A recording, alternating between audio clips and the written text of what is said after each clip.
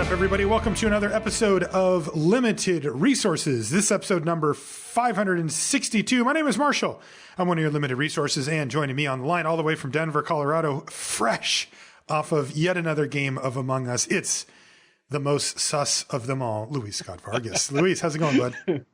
Oh, it's pretty good. Besides the fact that I made a couple inadvisable imposter kills on cameras yesterday. That wasn't great. I was watching. I enjoyed it quite a bit. You're like, oh, that is on cams, isn't it?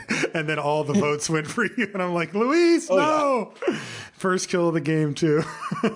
We're, of course, I will have you know, though, I did stream Magic the Gathering yesterday. So, you know, that we're back on track there. Good for you. We're all very proud and happy for you. We've got the rare and mythic rare set review coming up today, and that means we're going to go over every single rare and mythic rare from what is it called? Zendikar Rising? It's Zendikar Rising. And I do want to point out that this is a special week. We're actually planning on doing 2 episodes this week just to get more info out there. So we're basically giving you a bonus episode. I think I'm not sure exactly how those count, Marshall. You handle that side of things, but we're going to do effectively first impressions, how to play with double-faced cards, like all that sort of thing. And I guess we're probably going to record that tomorrow or the next day. We'll see how it lines up. But just wanted to let you know that we're trying to get as much content out as possible because, I don't know, the draft set's coming in, it's coming in hot. So we want to make sure you're equipped to handle it. Yeah, so probably tomorrow or the next day you should look for that episode to drop. So this is going to be a lot of Zendikar Rising this week from Luis and I. Before we get into the actual review itself, got to mention our sponsor, channelfireball.com. They did another one of these CFB showdowns on the weekend. These are tournaments that are available to people who are CFB Pro members. And if you're not, that's one of the many benefits you get for being a member of CFB Pro. You get access to really top tier content. You get to watch the videos and stuff. And by the way, I did just send in a draft video last night for Zendikar Rising, getting back on track with those. But those are actually available to anybody. But if you want the really in-depth, super well-done stuff, that's behind the CFB Pro wall, and you'll have to become a CFB Pro member to see it. But it's easy. You can pay $5 a month, that's a pretty darn good price for what you're getting for it. Because remember, on the other end, it allows the content creators, in this case, Channel Fireball, to hire on more resources, to put more effort and everything into these projects, these the writers and everything that we have on the back end there. You also can get it for kind of free. It's not free, but it kind of feels that way. If you were going to spend $10 a month at Channel Fireball anyway, you can pay $10 a month, but you'll get $10 in Channel Fireball store credit as well. So if you were going to spend $10 a month at Channel Fireball anyway, you're basically just getting it, for free. So lots of options there. If you do sign up for that or use or buy anything or whatever at CFB, remember to use the affiliate code LR, and that'll let them know that we sent you over there. And we do appreciate it because it helps let Channel Fireball know, that we're an important part of their stable, if you will. So make sure you check out channelfireball.com. And then also the show's brought to you by you via the Patreon. That's patreon.com/limited resources for all of the bonuses that you can get from that, including you can watch us record the show live. For example, all patrons have access to that no matter what level. And all patrons also get a thank you card in the mail that we had custom made years back from our friend Inkwell Looter. And, you get those no matter what. And then as you go up the scale, depending on how you want to go, you'll get more benefits as you go up. That's patreon.com/limited resources. So Luis, we're going to be covering these rares and mythic rares, but that of course means that we're going to be applying a grade to them. If you could go over the grading scale real quick for anybody that isn't familiar, then we can get rolling.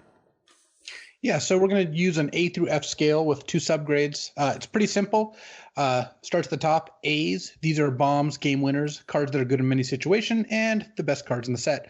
So we're going to see a lot of A's here. A's tend to be clustered in the rare and mythic category as well as F's, actually. So that's where you see the most of the really high or low grades.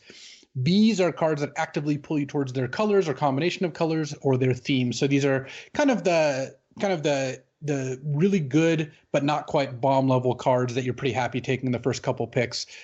Some examples of A's, by the way: Banestar Angel, Ugin the Spirit Dragon, Terror of the Peaks. Some example of B's: Waker of Waves, Fate's Fetter's Grasp of Darkness. Kind of your premier commons, your good plus uncommons, and your decent rares. Mm-hmm. C's are playable. These cards are fairly interchangeable and kind of the pawns of limited. You don't see too many C's in the rare category just because rares tend to have flashier, better, or worse effects. So these are cards like Mistral Singer, Gnarled Sage, Chandra's Magma.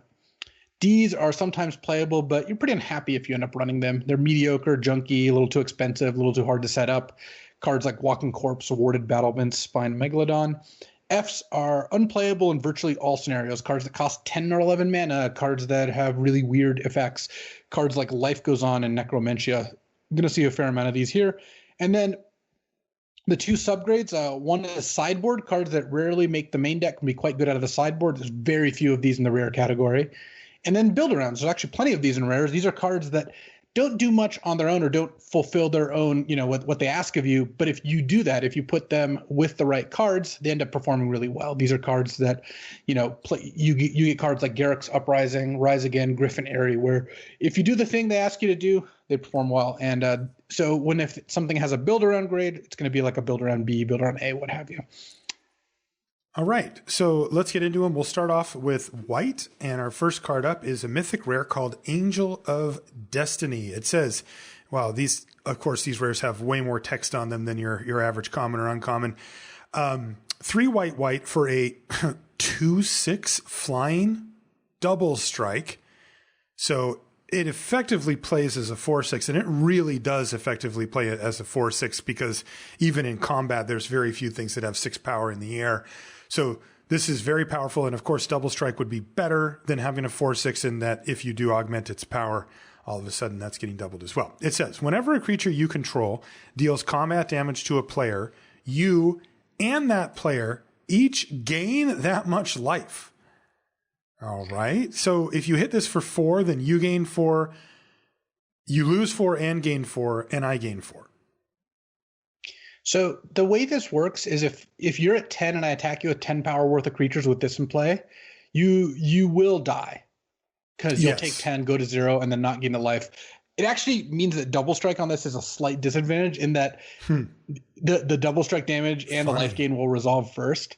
So Angel of Destiny actually has a slightly harder time of doing that, but in general, it means that creatures hitting the opponent gain you a bunch of life, but don't effectively deal any damage to them. The last part of the card, though, says at the beginning of your end step, if you have at least 15 life more than your starting life total, each player Angel of Destiny attacked this turn loses the game.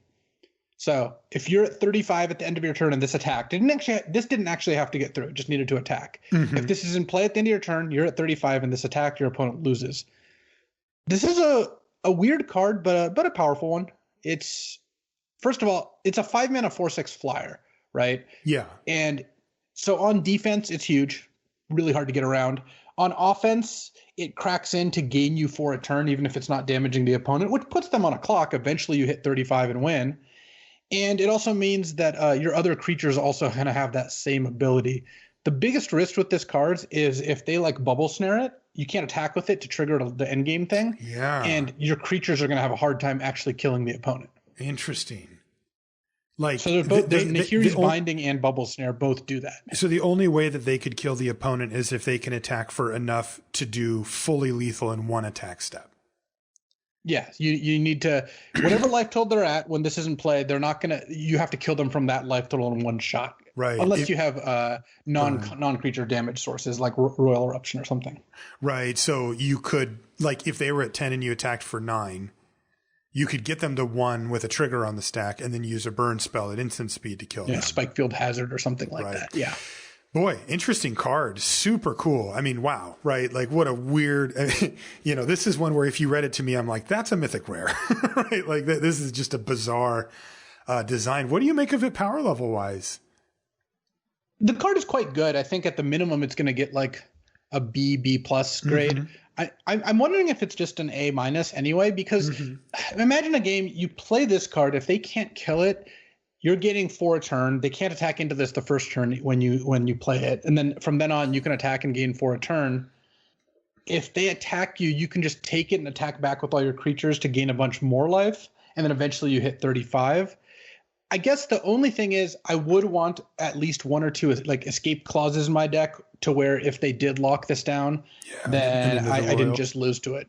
Yeah, so Into the Royal, Sejuri Shelter, the flip land that gives protection from a color, like or any way to sacrifice or kill your own creatures. So it's actually like most decks should actually have that covered one way or another. You know, you can just cast Deadly Alliance on your own Angel to start dealing damage to them eventually. Right. So I'm going to give Angel of Destiny A-. I think this card is going to be very impactful. Your opponent's generally going to have to kill it to win the game. It's going to gain you a bunch of life, brick wall a bunch of creatures. I don't know. It seems fine to me. You can also play this, then immediately attack and gain a bunch of life.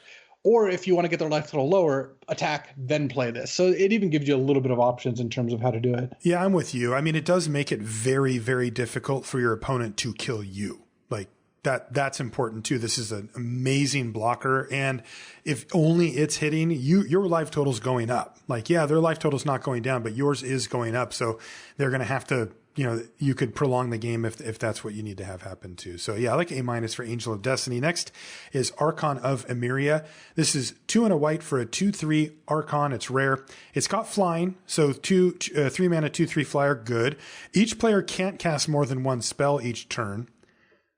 Whatever. And then non-basic lands your opponent's control enter the battlefield tapped.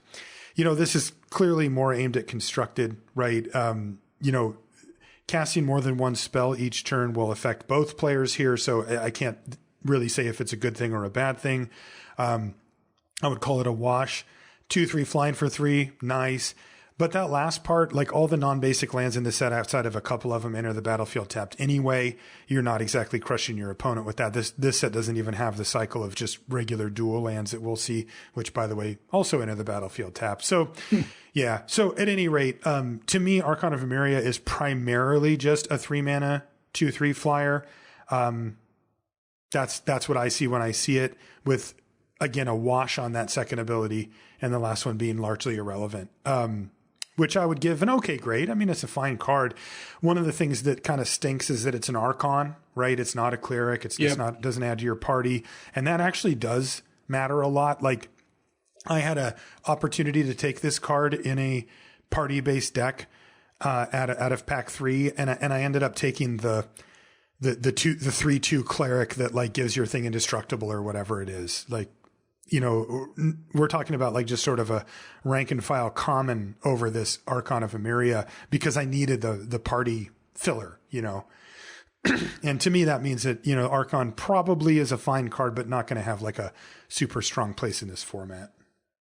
I would say it's a C+. I think it's close to a B-, but the difference is that what you said, in a lot of decks can't afford a kind of off-brand creature very easally. Yeah, I like off-brand, by the way. That's it's really insulting to Archon of Emeria. The Kirkland signature brand.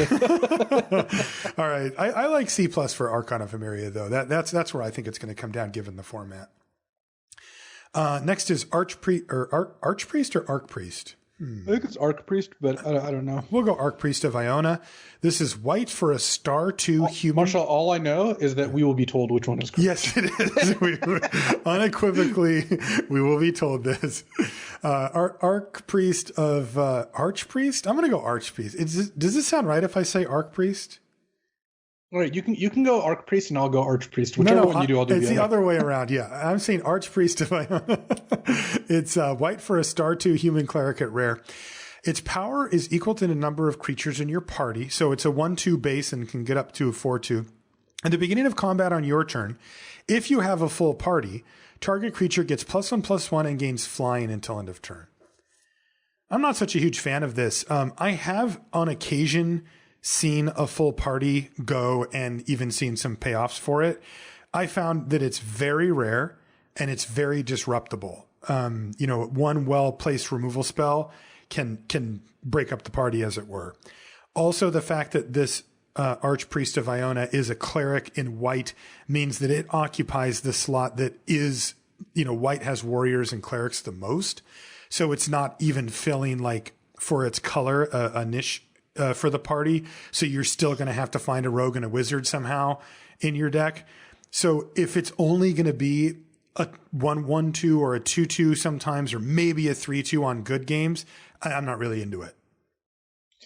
Yeah, I have a slightly higher opinion of it because I think a 1 mana 2/2, which is what it's going to be in a lot of decks, is actually fine, and it combines really nicely with Relic Vial, the uncommon that when you have a cleric in play, drains them for 1 on your creature's death, and you can pay 2 tap and sack a creature.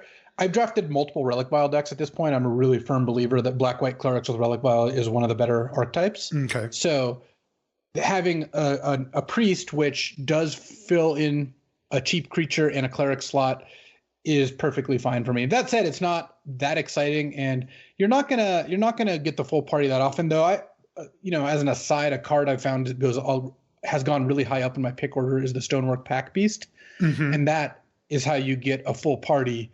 Definitely, by having that be your wizard and rogue in your cleric's deck. True. So I would give Archpriest.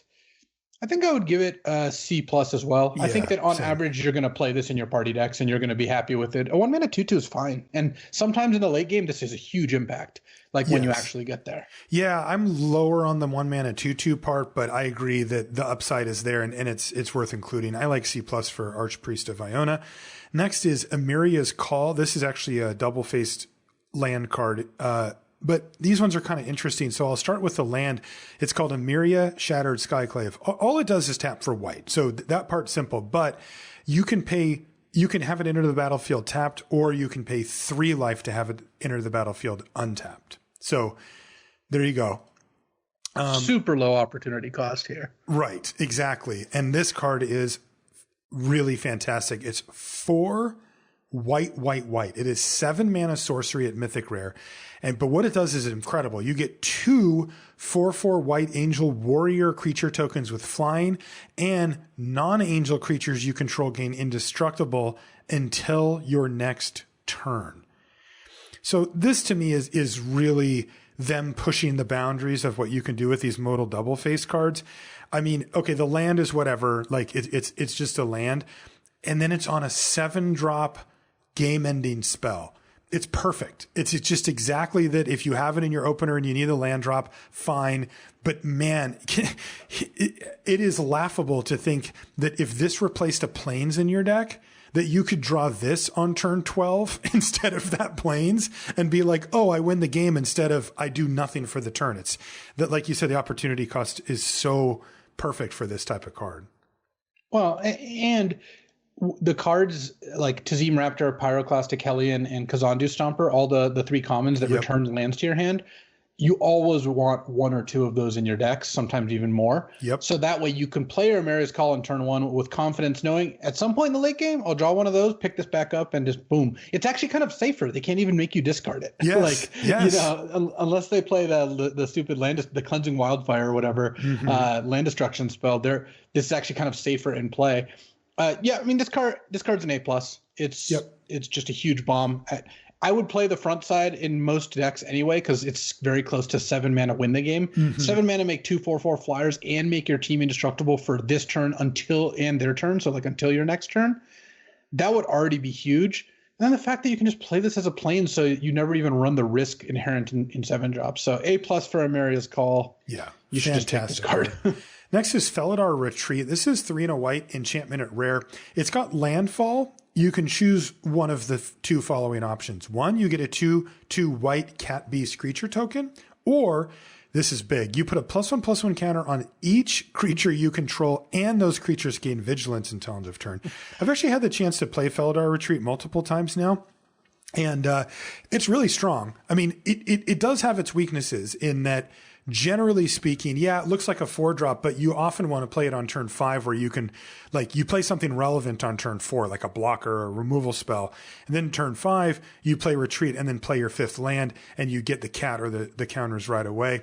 The thing that's really stood out to me are 2 things. 1, it gives you inevitability. So that's really powerful. It is not a particularly potent card given that it costs 4 mana and then you need to hit a land drop before it does anything. But the inevitability is really nice because you just are going to win any ground fight with even if you don't have a board. The other thing, though, is I kind of figured I'd be making cats most of the time. And at first I did, But then I realized that putting the counters on and just jamming on people, even if you only have 2 or 3 creatures out, is really powerful. And it's really right now powerful where your opponent's like, they get overwhelmed very quickly. And I would encourage you to, even though the value play is to make the cat, to make sure that you don't just look and go, I might be able to just slam the door on this game if I just start putting the counters on. Because they also get vigilance, like they can't crack back on you. It's, the card's really powerful in either mode, but I would say that the second mode is actually more powerful than making cats, which I did not think I was going to say when I first read it. Well, I mean, if you think about it, with 2 creatures in play, each mode gives you 2/2 worth of stats, but the ++1 counters have vigilance and haste. And then once you have 3 or more creatures in play, you're just getting more stats by using counters. Totally, yeah. Everything you said was true. I would have probably just looked at this card and said, well, this is a ridiculous bomb. Yeah, I don't think it is. I really don't. I think it's really strong. I've played it and I'm very happy to have it in, but I do not have it in ridiculous bomb category. You don't think it's an A? Because I think this is an A. I think it's a B+. You're just not going to pass. You're not going to pass this card. You will never take an uncommon over this card. No, that's true. That's true. I mean, I just feel like if you play this card, your opponent just feels like they're going to lose unless they have a ton of flyers going pretty quickly. They can't kill the card. Every land is 2 to 4 worth of stats. It's just slow. It's really like to get it rolling is very, very slow. Like, for example, I played against Landfall deck, right? Like they have like a 2/2 on 2, and then they play like the Tiger that gets bigger with their Landfall. Games, right? And I'm like, hey, this solo retreat's too slow, right? So that to me is a knock. Like a ridiculous bomb, if I cast it, it needs to do something right away. This doesn't even do anything the turn you cast it, unless you can follow it up with a land. Unless you play a land, which... I don't know. Now we're talking about turn 5 though, and my turn 5 is I make a 2/2, or I get some counters on my creatures. It's good. That's solid, but it's not like now the game's over. There are, of course, any type of stalled out board. This card dominates. If you're ahead, it dominates. It is really, like I said, I'm leaning towards B+ for it. I think that we're going to revisit this, and you will be surprised you didn't give it an A. I think it's an A. I've played it 3 times. I mean, did you try playing it in a deck with like lots of lands? Yes, I did, and I'm giving it a high grade. Right, well, it's just believe A's that you had those experiences with the card, but I think this is an A. It's going to be one of the top like 10-ish cards of the set. Okay, I think it will not. I really like the cards that affect the board and do things like immediately for your mana, I think are going to edge it out. And then it's just going to be like in the next tier below that. I don't know. The fact they can't really kill this, it just means like they have to beat you pretty quickly after this comes down, or they just are not going to be able to win. Yeah. Here's a good way to put it. If you're behind, this is not the card you want. It really, it's just way too slow. Like if they go 2-drop, 3-drop, 4-drop. I agree with that though. Like if you're able to sneak this in a turn and make a 2/2, you spent one turn and didn't do great, but then next turn you're getting another free 2/2 or a bunch of stats.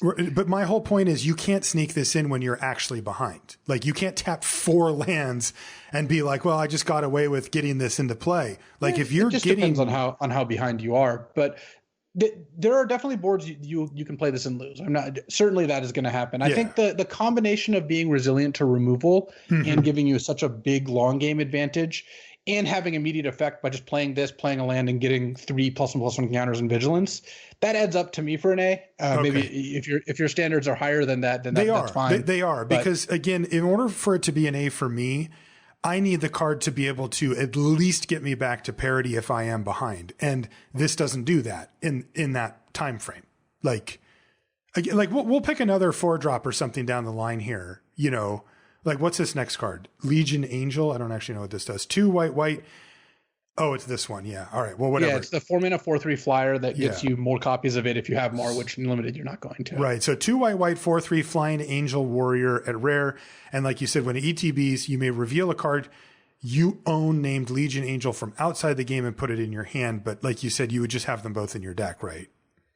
Also, if I had 2 of these, I would play 1 and 1. You would? Mm-hmm. Because I think in Modern Limited, a 4-mana 4/3 flyer is good, but not. Interesting. Like I think a Legion Angel, if it was 2 white 4/3 flying angel warrior, that no other text, I think that would be a B.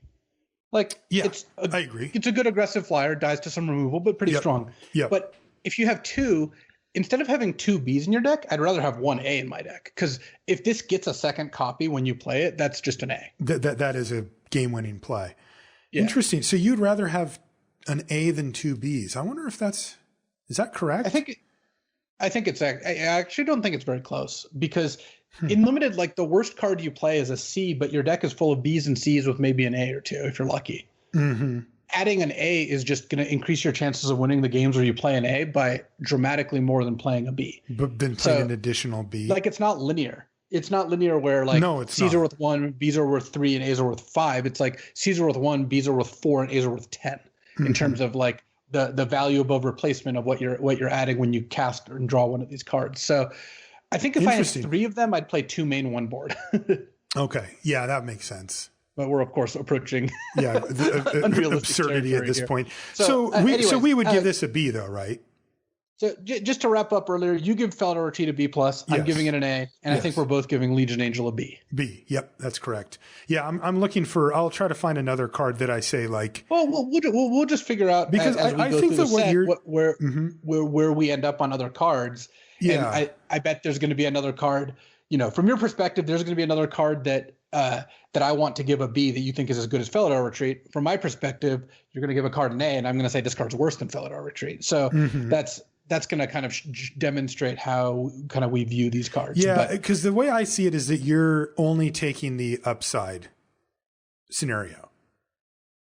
Like, I don't think that you're properly gauging for, like, that you miss land drops sometimes and this doesn't do anything, and that it comes down so far late into the game that you actually are going to miss land drops after it's on the battlefield sometimes. And also how little it does when you're behind. And I actually think it's kind of the opposite. In this set, I don't ever miss a land drop because I just play an average of 20 or 21 lands in every deck. Yeah, I mean, I do too, but you still do miss land drops. I mean, you do. Like, yes. It does happen. I mean, yes. Remember, because we're talking about, like, it's turn 5, you play this, and then you play your land. So you've already played 5 lands before you got your 2/2. So hitting a land for the rest of the game isn't realistic there. You're going to hit it more than in a normal set, but, that's another little knock. All right, next card up is Luminarch Aspirant. This is 1 and a white for a 1/1 human cleric at rare. At the beginning of combat on your turn, put a +1/+1 counter on target creature you control. This card's stupid. So good.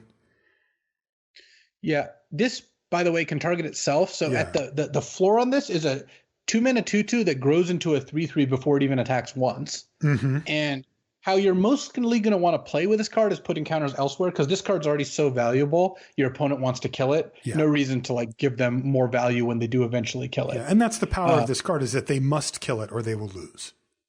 Yes. This card does a fair amount of work by itself. There's also even the +1/+1 counter theme, though that's not usually represented in white all that much. That's more of a black-green thing. Mm-hmm. I mean, this card is just great. It's a 2-drop that ends the game if they can't deal with it. And then late game, if you top deck this on turn 8, you can start putting counters on your flyer or your first striker or your lifelinker or anything, really. And you get spotted that first one almost for free. It's a really powerful card. Yeah. I would give a Luminarch Aspirant a B+. Yeah, to me, it's B+, A- range. The fact that it is pretty killable and that you often do play it early so they have their full hand of removal means that it is likely to die. And so you're going to end up getting an advantage off of it, but it might not dominate the game. Like the game where it just goes like end to end, where you're just like Luminarch Aspirant on turn 2 and they just can't ever do anything, is pretty rare. But you're playing blue-green sometimes and your Aspirant just completely dominates. So yeah, B+ for the Aspirant. Sometimes it's even an A-. Next is Maul of the Skyclaves. This is 2 and a white for an equipment at rare. When Maul of the Skyclaves enters the battlefield, attach it to target creature you control, like all the other equipment in the set. The equipped creature gets +2/+2 and has flying and first strike. Now the equip cost is hefty at 2 white, but the first one's free, and my God, do they make it worth it. This card is very powerful. Yeah, if you put this on a creature and they don't have an answer immediately, they're going to die in short order. Yep. And if they do, you'll often have hit them once, maybe twice, to where they're probably a little bit more on the defensive, in which case you have the time to re-equip. They basically have to either kill you or kill all your creatures in order to beat this card, because you're not really beating a creature that's at minimum like a 3/3 flying first strike, like in combat. It's just not that realistic, and often it's going to be bigger. Right, and the flying part means that they're not going to be able to block it really outside of one time or something. I love Maul the Skyclaves. We always talk about the equip cost being kind of the sticking point, and 2 white is a very expensive equip cost, but it's worth it. Like, they just made it worth it here. +2/+2 flying and first strike is absolutely incredible. So yeah, I'm a huge fan of it. I would also give it a B+. I just think this is the type of card that, it needs a tiny bit of help.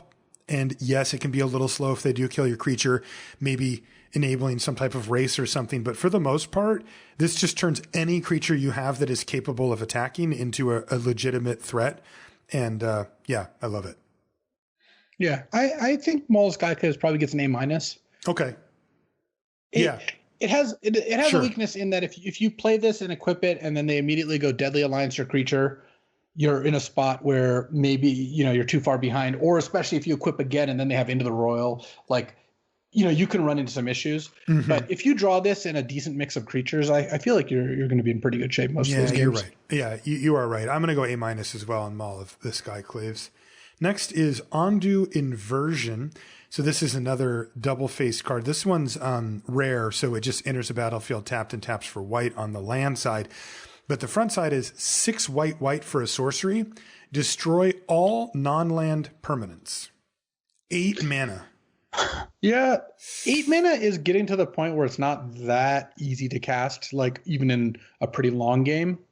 And it's going to be hard to get like a big advantage from this because it's going to require you play out basically everything by the time you play this. It's going to be hard to play an 8 mana spell without having, at most 1 or 2 more, action cards in your hand. I would play this because, again, the opportunity cost is negligible, and sometimes you'll pick this up really late game and your opponent's not going to be able to stop you from just wiping the board. But I'm not like excited about this card. I think I would give this card like a C+. Yeah, B- I like C+. maybe. I don't know. B- is close. Sure. Yeah, it's somewhere in that range for Ondu But Inversion. if you're playing just like a white-black clerics deck, which is controlling, you kind of want this, but you're not taking this over a lot of the good clerics commons, I don't think. Yeah, the problem is the 8 mana. It's just hard to imagine a proactive way to wipe the board and put yourself in a good position. It kind of only lives in that space where it resets from when you were behind, which is valuable, especially when you're getting it effectively for free. But it's just not on that super upper tier level because I don't know how you're engineering a situation where you're like, haha, 8 mana Ondu Inversion, and now I still have all this stuff in my hand or whatever. Like, the game's already played out way too far for that. Yeah, like I like the 2 mana cleric that gains 2 life over this, right? That's a better double face land. Definitely. So. All right, next is Skyclave Apparition. This is a cool one. It's 1 white for a 2/2 core spirit at rare. When it enters the battlefield, you exile up to 1 target non-land, non-token permanent you don't control with converted mana costs 4 or less. Lots of clauses there. But you get to exile something that costs 4 or less, so that's a lot of different things. And then when Skyclave Apparition leaves the battlefield, the exiled card's owner creates an XX blue illusion creature token where X is the converted mana cost of the exiled card. That's pretty good. Yeah, so they don't get whatever you exiled back, but they get an XX instead. So what you want to do with this mostly is pick off like utility creatures or smaller creatures with good effects, because if you exile their 4 mana 3/3, when this dies, they'll get a 4/4 instead. So that wasn't great value for you. But if you play this and exile, they have like the Root Grazer, the 2 mana 2/3 that does some cool stuff with lands. But then when this leaves play, they just get a 2/2 back, and that's a lot less hard to deal with. This card's good. You should always play it. You should take it relatively early because it's just good removal, and it's not gonna come without risks. At some point, they're gonna kill or bounce this, and you're gonna have to deal with the aftermath. Plus, it doesn't have flying or anything, so it is a 2/2, but it's just not a 2/2 you really can get involved in combat. Because it's a 2/2 that when it dies, they get a 3/3. So you're gonna just be chilling with this. So I would give Skyclave Apparition a B. Yeah. And it's just it's just good removal until something goes wrong, but the something goes wrong part is going to happen often enough. That's right. It also kind of vaguely looks like it has flying, so don't get tricked. Yeah, I also had to reread that. Yeah. Next is Squad Commander. This is 3 and a white for a core warrior at rare. It's a 3/3. And when Squad Commander enters the battlefield, create a 1/1 white core warrior creature token for each creature in your party. At the beginning of combat on your turn, if you have a full party, creatures you control get +1/+0 and gain indestructible until end of turn. This is just a great card. Again, the warnings about the full party are still in effect. It's very difficult to get to that point. You need the artifact creature or something plus another few things to go well. And this doesn't trigger till the beginning of combat. So if your opponent does have a removal spell, they may fire it off on a creature that breaks up the party. That won't necessarily be the Squad Commander, but it might be. The Squad Commander is just a 3/3 for 4 as it sits on the battlefield, but you get a 1/1 minimum. And then, you can scale up to 4 of them. The 1/1s are also warriors in addition. So if that matters at all. But hell, we'll take that upside, right? I mean, I'm getting a 3/3 and a 1/1 minimum. I'm getting up to a 3/3 and 4 1/1s, which is insane. And then if I do end up putting the whole party together at some point, then I have this kind of unbeatable card where my creatures are all huge and attacking with impunity because they're indestructible. So there's really not anything to knock about Squad Commander. It's just a really good card. Yeah, I would give Squad Commander a B+. I think on average, right? You're gonna get 1 to 2 tokens, like minimum 1. The most often number, I think the most common number you'll get is 2. It's just not that hard to have one other thing in play. And then it is still a big threat because if it sits around often enough, your opponent's going to eventually start to worry, oh man, what if they play the 4th type and just alpha strike here? Mm-hmm. So they're going to have to use good removal on your 4-mana 3/3 that made a couple tokens. So yeah, B+ for Squad Commander. Yep, B+ for Squad Commander. Next is Tazri, Beacon of Unity. This is 4 and a white for a 4/6 legendary human warrior at Mythic rare. This spell costs 1 less to cast for each creature in your party. So Tazri can even be cheaper. And then Tazri has an activated ability of blue, so all the non-white colors, or you can sub in 2 mana for any of those. So you could pay up to 8 generic mana or blue, black, red, green, or some combination of those. Look at the top 6 cards of your library. You may reveal up to 2 cleric, rogue, wizard, warrior, and or ally cards from among them and put them into your hand. Put the rest on the bottom in a random order. So activating this ability is probably quite expensive. You are playing white because you're playing Tazri. So that doesn't count towards this. So if whatever your secondary color is, you're getting a discount on. But if you're only playing 2 colors, then you are looking at 7 mana to activate this card. Yeah, but it is also effectively 4 mana 4/6. It is, yeah. And sometimes it'll be cheaper. But the way I evaluate these is they're 1 to 2 less, than what they cost for all the cards in the cost reduction cycle. Yeah. So you would always play a 4 mana 4/6. That would be like, that'd be like a C+ B- range card. Mm-hmm. But the fact that this can pay 7 mana in a 2-color deck, 6 mana in a 3-color deck to just start drawing a bunch of cards, that significantly ups my interest in this because it goes from a big undercosted creature to a big undercosted creature that in a board stall, if you run out of gas, just draws you more cards. So I would give Tazri a B+. Same. B+ for Tazri. Normally you're just getting the 4/6, but that extra ability when it comes up late game is really good. All right, that moves us to blue, and our first blue card is Charix, the Raging Isle. This is 2 blue for a legendary Leviathan crab. This is a huge crab. It's rare. Spells your opponents cast at target. Charix costs 2 more to cast. And Charix has the activated ability, pay 3 mana, and it gets +X -X until end of turn, where X is the number of islands you control. And it doesn't say this, of course, but you can do this multiple times in a turn. And then the best part is that Charix is a 0/17. Yep. Why is it 17? 0/17. Is this for limited? I imagine they play tested it and 0/16 was just not good enough, but 0/18, yeah, at 0/18 it was dominating. So wow, you can tell you're in the games industry. Yeah, mostly it's like, that'd be funny. 0/17. I wonder if it's because of limited. Yeah. What if it's like if you played 17 islands in your deck, you can maximize, don't play that last one, but. Charix is actually really good despite looking super goofy. Yeah. This is some real threat of activation nonsense here where you're going to play this. They can't attack into it. Imagine they're like a red-green deck. They better have like Rabid Bite plus Death Touch or they're just never killing this. Mm-hmm. And even though like black decks or white decks have to spend more mana, so Deadly Alliance might cost tons of mana to kill this. And then when you attack with this, if you have 3 or 4 islands in play, you're representing 6 to 8 damage. So maybe they chump or maybe they take it and force you to spend the mana. And maybe sometimes you spend 3, sometimes you spend 6. Sometimes I guess you could spend 9. Overall, this is a good defensive creature for the early game, mid game, and then by the time you want to start attacking with it, it actually puts a lot of pressure on your opponent.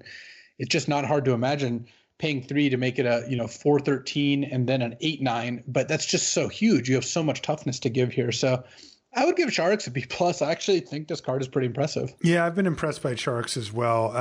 Not really threat of activation, right? Because they can say, okay, activate it. And you go, cool, take 0. Gotcha. It's more like activation, right? Because this thing hits really hard. You can, if you have 5 islands, all of a sudden you can activate it twice and they're like, cool, I take 10. Like it adds up really, really quickly. It still has 7 toughness. Yeah. Incredible. It's not even that easy to kill, even when you're giving it -10 toughness. It's incredible. I like B+ on it also just because it's an 017, which is just sweet. Next is Confounding Conundrum. This is 1 and a blue for an enchantment at rare. When it enters a battlefield, you draw a card, and then the rest of the text is just nonsense. Whenever a land enters the battlefield under an opponent's control, if that player had a land enter the battlefield under their control this turn, they return a land they control to its owner's hand. So it's trying to shut down ramp decks or something. Yeah. In limited, this card's an F. As in, I believe it is actively harmful to your chances of winning if you cast it. Because sure, it cycles. It doesn't cost you a card. But there's so few ways to ramp. And by the time people are ramping in limited, a lot of the time it's not going to be bad for them to bounce their spell lands back to their hand or make sure they can hit landfall triggers. Dang right. We're not playing against turn 3 cultivates, here in limited. So I would give Confounding Conundrum an F, and I would advise you to not play it. Yeah, I think that if you didn't think it was an F, listen to what Luis said carefully, and you'll be like, oh, because I think most people just look and go, well, it's 2 mana and it cycles. What's the worst thing that could happen? But it actually can make it worse for you. Next is Coral Helm Chronicler. This is 2 and a blue for a 2/2 Merfolk Wizard at rare. Whenever you cast a kick spell, draw a card, then discard a card. That's not too bad, but this is a 3 mana 2/2, so not really where you want to be. Next, it says, when Coral Helm Chronicler enters the battlefield, look at the top 5 cards of your library. You may reveal a card with a kicker ability from among them and put it into your hand. Put the rest on the bottom in a random order. Now you're talking business. Yeah, Coral Helm Chronicler is clearly a build-around, so it's going to get a build-around grade because it doesn't do anything without kicker cards. Mm-hmm. But I would play this with as few as probably like 4-ish kicker cards on the like chance to draw an extra card. And once you have like 7+, this is going to be one of the better cards in your deck. So I would give Coral Helm Chronicler a build-around B. Just a really solid kicker incentive. Same. Build-around B for Coral Helm Chronicler. Next is Glasspool Mimic. This is 2 and a blue for a 0/0 Shapeshifter Rogue at rare. It says you may have it enter the battlefield as a copy of a creature you control, except for it's a Shapeshifter Rogue in addition to its other types. And of course, Rogue being one of the party members actually means that that's relevant. So we have a 3 mana clone, but only for your stuff, which really does matter. And then also, it's Glasspool Shore. This is a modal double face card, so you can play it as a tapped land that produces blue. Solid, not quite at the level of a regular clone. Like being able to copy your opponent's bombs and stuff is a really important part of playing a creature like this. Still, I really like Glasspool Mimic, especially given that, it's only 3 mana. You can copy stuff that does cost more than it. And then of course, in a pinch, you can just play it as a land. Yeah, I think clones are around 50-50 over the past couple of years of whose side they can copy. Mm-hmm. It's there's a lot that only copy your side. That's just part of like the range now. Agree that of course limits the power level. The good news for Glasspool Mimic, if it could copy both sides, it would be probably an A plus. Yeah. As is, it's just an A minus. Yeah, I have it in the B plus A minus range as well. The fact that it's that versatility with the land pushes it to A minus for me pretty easily. I've basically found, and we'll talk about this more when we go in depth, but most of the modal double face cards fall into one of two groups, right? Ones that are a land that if the opportunity was perfect, you'd play it as a spell, but it's primarily a land. And then ones that you'd prefer to play as a spell and will play in a land in a pinch. And this is very, very firmly in that second camp. And those ones are all highly graded. Oh, definitely. And that is, I think, why we're both so high on the cards that bounce your lands, because that you really want to have confidence in your blue-red deck with two Pyrostatic Hellions that you can play, or Pyroclastic Hellion rather, that you can play Glasspool Mimic on turn one as your land, but then just have access to it later in the game. In fact, copying a Hellion is a very good play with this card. There you go. Yeah. Yeah. The Stomper has been so good for me because it feels like you're making a reasonable play anyway, and you're just reloading. It's a Colossal Dreadmaw that draws you two spells. Right. It's incredible. Yeah. I've really enjoyed that card. Speaking of cards I've enjoyed, this next one I've gotten to play twice with, and it's really fun. It's called Inscription of Insight. It's 3 and a blue for a sorcery at rare. Choose one. Return up to 2 target creature cards to their owner's hands, or scry 2, then draw 2 cards, or target player creates an XX blue illusion creature token where X is the number of cards in their hand. But wait, there's more. It's got kicker, and the kicker is expensive. It's 2 blue, so it doubles the cost up to 8 mana, 3 of which must be blue, but then you get to choose any of those modes, including all of those modes. Some things that pop out about the card, return up to 2 target creatures to their owner's hands. That can be one yours and one theirs. If yours got bubble snared and theirs just needs to go, it can be both theirs. It can be both yours in the right situation. Let's say you have 2 kicker creatures. If you do that, it also increases your hand size before the illusion token comes down. So you could make a bigger illusion token, because as you know, these things resolve in the order that they're printed on the card. Obviously, scry 2, then draw 2 cards is the thing, and target player is going to be you every time with the illusion. This card's powerful and flexible. I really like the Inscription of Insight. In my games, I have been waiting to kick it most of the time. And when you do, it reminds me of, what's it called from the last one where you got to make all the choices, the Sublime Epiphany. Epiphany. It kind of feels like that, where it's like you just are doing so many things to both affect the board on your side, affect the board on their side, and affect your hand that it feels like it just puts you too far ahead. Yeah, and the fact that you have the fail case buyout of bouncing 2 of their creatures or casting scry 2, draw 2. If you don't end up getting to 8 mana, or you're not in a position to wait. But when you do get up to 8 mana and you're like, all right, bounce your 2 creatures, draw 2 cards, and make a 5/5 or a 4/4. Sounds awesome to me. It's awesome. Yep. Where do you want to land on this one? I would give this an A. My reasoning is the flexibility of it. If you need to, on turn 4, you can be like, I'm going to make an illusion token and have a 4/4 blocker or whatever. If you run out of gas and you're not going to be hitting that 8 mana anytime soon, sure, scry 2 and draw 2.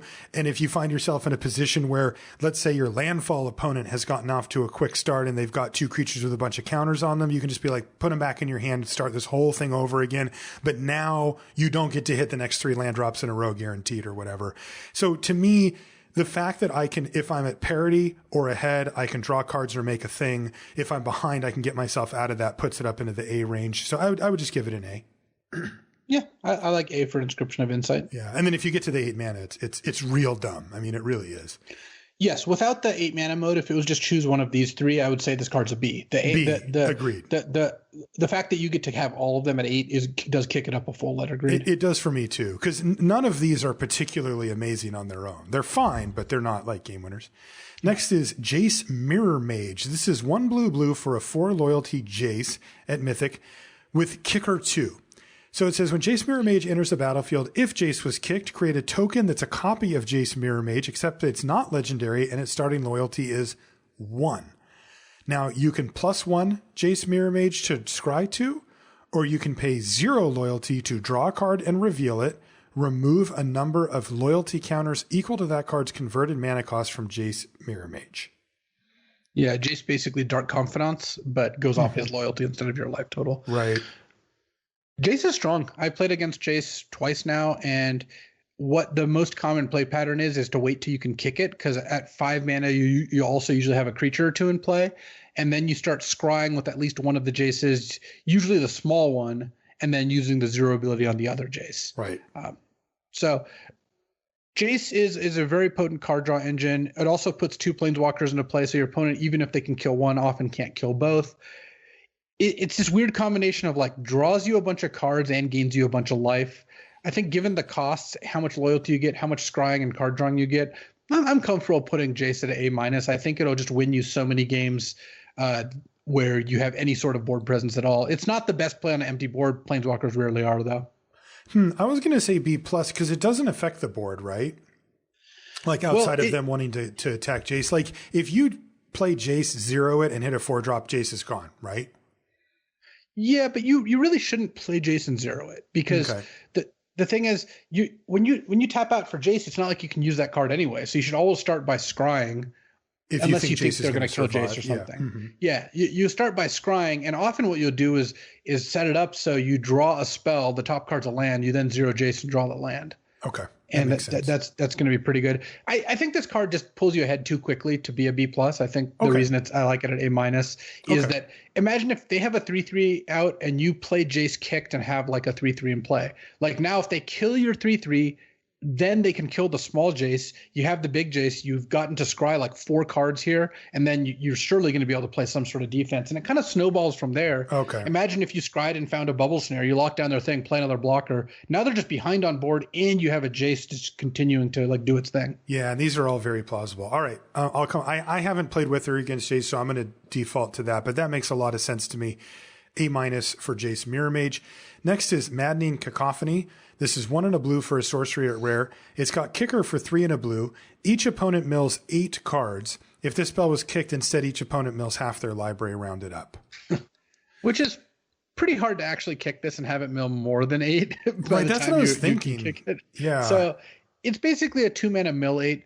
This is a build around. You can't just put this in your average deck. The idea is you play this in your blue-black rogues deck that has other mill cards, and it turns on the mill threshold 8 by itself, plus it can actually threaten to kill them if you've got enough mill total. But honestly, I've had multiple people cast this against me. It's never done anything. Me too. I would give it a build around D, where in a deck that's heavily optimized for it, you can move it up some, but for the most part, this is just not worth a card. I would not advise playing it. I'm exactly the same spot as you. I found that people are trying to do mill in this format a little too much. The blue-black mill archetype is not set up to actually mill you out all the way, and they'll throw a random crab in their deck, and I'm just like, that is just such not an issue. Like, yes, I do have to deal with it at some point, but sometimes I deal with it by just running you over while you're sitting behind this 0-3, and you're like, I milled you for 9. It's like, cool. I still got 12 cards left in my library. I'm smashing you, and Maddening Cacophony is even worse than that. So yeah. It just doesn't seem like a viable plan. Even when you get this card, I mean, that's 8. That is a huge mill, and I could see it adding up to be a win with the Cacophony, but boy, it's just a stretch. I think you need to have like 2 Ruin Crabs, a Relic Golem, and then I would put this card in my deck, but that's asking you to have a ton of uncommons. So yeah, agreed. I believe I will never put this card in my deck. Okay, so build around D. You definitely will on stream, but it does not sound good. Boo. Master of Winds is this one does though. 2 blue for a 1/4 flying Sphinx wizard at rare. Again, a wizard, so of note. When Master of Winds enters the battlefield, draw 2 cards, then discard a card. Excellent. Whenever you cast an instant sorcery or wizard spell, you may have Master of Winds base power and toughness become 4/1 or 1/4 until end of turn. This is just all good news. Awesome. Yeah. I mean, 4-mana 1/4 flyer, it draws you 2, and then you have to discard, but still puts you up a card and up 2 cards in terms of selection. Yes. And then if you ever have, if the coast is ever clear, you can just hit them for 4 with this pretty easily. In the air, so, yeah. Excellent card. B+ I would give this card. Winds? It's not an A+. I would give it an A. I said B+. Oh, okay. I would give it an A, I think. An A? Okay. it's just such good value. Like It really is. 4 mana. It's a 4 mana, effectively 4 power flyer. Yes. Granted, not in combat, outside of combat, that draws you multiple cards. Yes, it is. Okay. A for Master of Winds. Yeah, card selection plus replacing itself, and it's a really good card anyway. Also, like, imagine a blue-black deck that has like this and 2 Blood Beckonings. Like, you're just never going to lose if you draw this card. Which one's Bloodback? Oh, the gets cards the Raised back. Dead or Double Raised Dead. Yeah, like, that's incredible. Yeah, all right. A for Master of Winds. Next is Nimble Trap Finder. This is 1 and a blue for a 2/1 human rogue at rare. It can't be blocked if you had another cleric, rogue, warrior, or wizard enter the battlefield under your control this turn. Okay, that's pretty good. At the beginning of combat on your turn, if you have a full party, creatures you control gain whenever this creature deals combat damage to a player, draw a card until end of turn. This is a good aggressive card, is what this is. Because you're is. not going to full party it very often, but it's pretty close to a 2 mana, 2/1 that's unblockable like every other turn or so. Yeah. I've played against this card, and that's exactly how it played out. Yeah, that's plenty for me. I mean, it's not like a bomb or anything. I would give Nimble Trap Finder a B-, but it's gonna be the kind of card when your opponent plays this on turn 2, you're just gonna be like, oh man, if I can't kill that, I'm probably gonna take 8 from that over the next like 5 turns or whatever, 6 turns. That's right. And then it does have the random upside if you happen to put the party together. You're in really good shape. Exactly. All right, next is Seagate Restoration. This is a double-faced mythic rare, so this is similar to the other one. I'm assuming this is a cycle, but where you can have it enter the battlefield untapped if you want to pay the 3 life, and it taps for blue. But the front side is 4 blue for a sorcery at mythic. Draw cards equal to the number of cards in your hand plus 1. You have no maximum hand size for the rest of the game. Boo. Yeah, this card is still playable. Yeah. It's obviously not the 7 drops that you hope to have, because it's basically a 7 mana draw 2. Yeah. Like, it's going to be hard to have too many cards in your hand. This is the best divination ever, Luis. You could pay 7 for it. You know, this is a testament to how good this cycle is, where I believe Seagate Restoration should be picked around the B- level. That's incredible. Despite the fact that the 7 mana spell is so bad. Yeah. But look, when you're in a flood situation, casting this for 7 to draw 2, maybe 3 cards if you've been stockpiling, like, that's going to win you the game. It's going to win you the game, especially when the alternative was Island. So B- for Seagate Restoration, and just really, you should be taking these double-faced lands. I'm ending up probably with around 5 per draft right now, 5 to 6. Same. And I think that the equilibrium should be most people have like 1 to 3 or so, something like 3. People catch on. Yeah. This is like your dream card, right? It costs 7 and it's a divination. Like, come on. Yeah. And I have no max hand size for the rest of the game. Hey, anything could happen. Seagate Stormcaller is next. 1 and a blue for a mythic rare. It's a 2/1 human wizard with kicker 4 and a blue. When Seagate Stormcaller enters the battlefield, copy the next instant or sorcery spell with converted mana cost 2 or less you cast this turn when you cast it. If Seagate Stormcaller was kicked, copy that spell twice instead. You may choose new targets for the copies. So the key with this is how many copies of like Royal Eruption, can you end up with, or the uncommon like Blood Chief's Thirst or what have you, into the Royal, another good one. Because if you don't have like say 3-ish good spells to copy, this card is really gonna lack power. It's not going to be consistent enough is the problem. Like, if you compare this to something like the Tazim Royal Mage, the 6 mana 2/1 that if you kicked it, you get a spell back from your graveyard. Yeah. That one is a lot easier, because if you draw that card, if you've drawn a Royal Eruption at any point, you can just get it back. Yep. With Seagate Stormcaller, you actually need to play the spells in succession. Right. So it means that if you draw this, you're going to have to hold it. Or even worse, you draw your spell and you're like, if I have to cast this now and I draw the Stormcaller, I'm really losing a lot of value. So I think Seagate Stormcaller is generally a card you're going to play because it's a 2 mana 2/1. That's just not that bad to start with. But most decks are not going to copy a spell with this all that often. So I would give Seagate Stormcaller probably a C+, and it can move to like a B if you have 3 or 4 targets. But it's just most decks aren't going to have that many because it's only spells that cost 2 or less. Yeah, that's really tough. Okay, yeah. C+ for Seagate Stormcaller. Fine card, but that's rough. Thieving Skydiver is next. It's 1 and a blue for a 2/1 Merfolk Rogue at rare. It's got kicker X, but X can't be 0. It is a flyer, so just baseline it here. It's a rogue that's a 2-mana, 2/1 flyer. So that is totally fine. Then it says, when Thieving Skydiver enters a battlefield, if it was kicked, gain control of target artifact with converted mana cost X or less. If that artifact is an equipment, attach it to Thieving Skydiver. So that's just all gravy, right? Yeah, I mean, you're getting a 2/1 flyer for 2, which is totally fine, and it's a rogue. And then occasionally you get to nab something from their side, which is like really good. Yeah, if you ever steal an equipment with this, you're coming very close to winning the game. Or you can steal like a Stonework Pack Beast as well. Like that only costs 4 mana. I think Thieving Skydiver is a B+. Yeah. Just because it's going to be an A-level card when you steal something. When you pay 4 mana, play this and take their Pack Beast, that's just going to be absurd.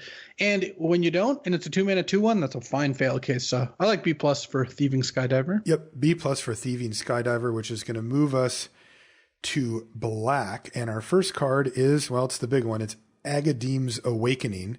So this is once again part of that cycle. So you can, it's a mythic modal double face card. So you can have the land enter the battlefield tapped or pay 3 life. It taps for black.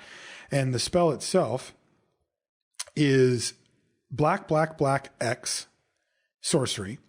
Return from your graveyard to the battlefield any number of target creature cards that each have a different converted mana cost, X or less. Translate that. What does that mean? So if it's 4, then I can do a 4-3-2-1-0. Yeah, basically, the X has to cost as much as the most expensive creature you're bringing back, and then you can bring back a bunch of creatures at different costs. So most often, what this is going to do is you're going to spend around 7 mana, and you're going to bring back a 4-drop, a 3-drop, and a 2-drop. Mm-hmm. Like I think that's going to be the most common case, though. Obviously, you can spend 8 or 9 mana if you've got more expensive creatures, and sometimes you'll have a 1-drop to bring back. That's very powerful, especially with sacrifice decks or decks that just know that they have this coming and can trade off. Anything with Death Touch. I mean, that is extreme. You don't actually have to do anything. Like the average deck just wants to cast this at 7 mana or so, 8 mana, and just get a lot of value. You don't have to actually build your deck any differently, though.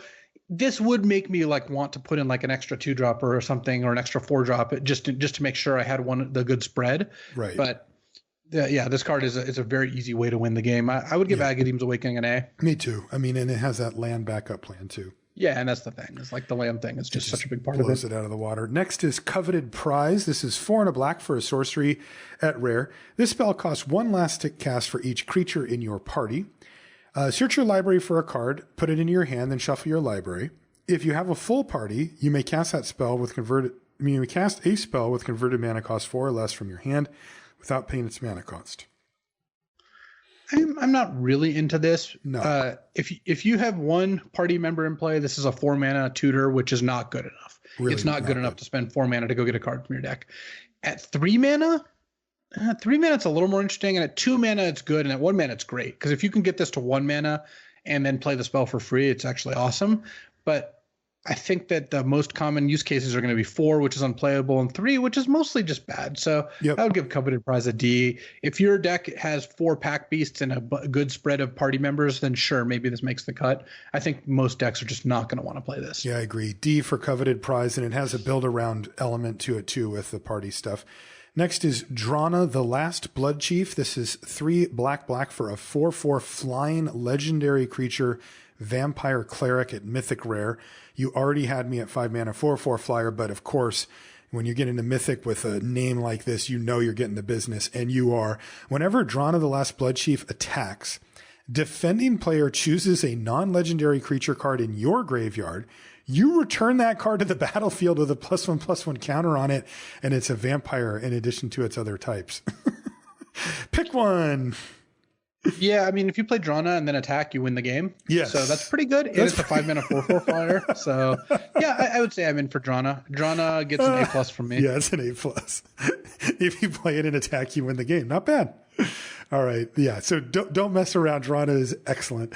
Next is Hagra Mauling. This is a double face card. So on one side, it is a land that entered the battlefield, is tapped and taps for black. On the other side, it's 2 black for an instant at rare This spell costs 1 less to cast if an opponent controls no basic lands. So not going to happen here, but who cares? It's destroy target creature. They literally put premium removal on a modal double face card.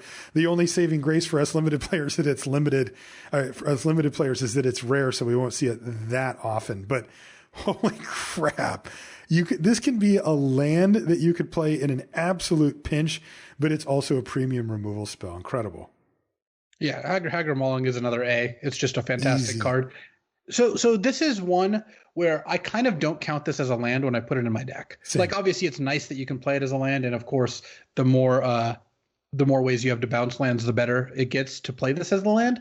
But I think that when I build my deck, I just assume I'm never playing this as a land because it's just such a good spell. Yep, and this is the peak of that second grouping of cards that I mentioned, the ones that I'm viewing as a spell when I put in. So A for Hagra Mauling, amazing card. Next is Inscription of Ruin. So this is the black inscription. It's 2 and a black for a sorcery at rare. It's got a kicker of 2 black. So this one costs a total of 7 with 3 black if you kick it. Choose 1, or if the spell is kicked, choose any number. Target opponent discards 2 cards. Okay, so that's just straight up Mind Rot, just 3 mana, discard 2 cards. Return target creature card with converted mana cost 2 or less from your graveyard to the battlefield. Fine. Destroy target creature with converted mana cost 3 or less. Boy, they aren't messing around with these inscriptions. No, this one is worse than some of the others. Though I guess we haven't gotten to the red one yet. But no. When you play this, like, the 7 mana mode, Mind Rot's not always going to end up working out because they might not have enough cards in hand. And returning a creature with mana cost 2 or less from your graveyard to the battlefield, that's going to miss a little more often than you'd like, just because sometimes you just don't draw a 2-drop. That said, destroying a creature with mana cost 3 or less is also good. This just falls off in the late game a lot compared to like the blue one. Right. So this one's a lot more 1-for-1 based, right? Like just kill your creature, get back a thing. Yeah, maybe Mind Rot you. I mean, this card is still very good. I would give it a B+. It's just not a bomb level card like the blue one. Yeah, I agree. B+ for Inscription of Ruin. And I have liked the Mind Rots a little bit better in the format because so many people are hanging on to kicker cards for way late in the game. And you can nab some really good stuff that they're like, oh, I'm just going to wait for one more land. Anyway, Nighthawk Scavenger's next. It's 1 black for a 1+ star 3. It's a vampire rogue. It is rare. It has flying, death touch, and lifelink. And its power is equal to 1 plus the number of card types among cards in your opponent's graveyards. And then it has reminder text here that says, cards in graveyards have only the characteristics of their front face. Right. So if one of these, like Hagra Mauling, is in their graveyard, it just counts as an instant. It does not count as a land. And that is what they mean by type, right? Creature, instant, enchantment, not creature, instant, cleric, vampire. So most likely this is going to be something like a 4/3 where creature, instant, and sorcery is in the graveyard. At which point it's a 3-mana 4/3 flying death touch lifelink. And then sometimes you'll kill a pack beast. It'll be a 5/3 or some enchantment went to the graveyard. Man. All that Tarmogoyf math we've done our whole lives is finally paying off, Luis.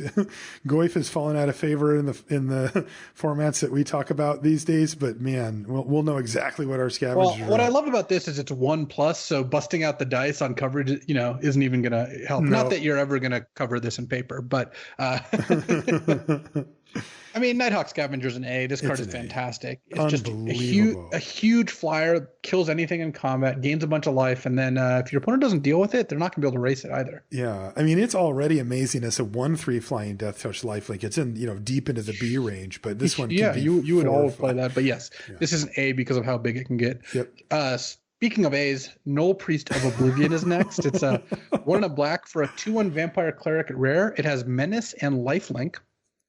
And then it has kicker of 3 and a black. And if you paid the kicker cost, when it enters the battlefield, it returns a creature from your graveyard to the battlefield. No restrictions, straight to the battlefield.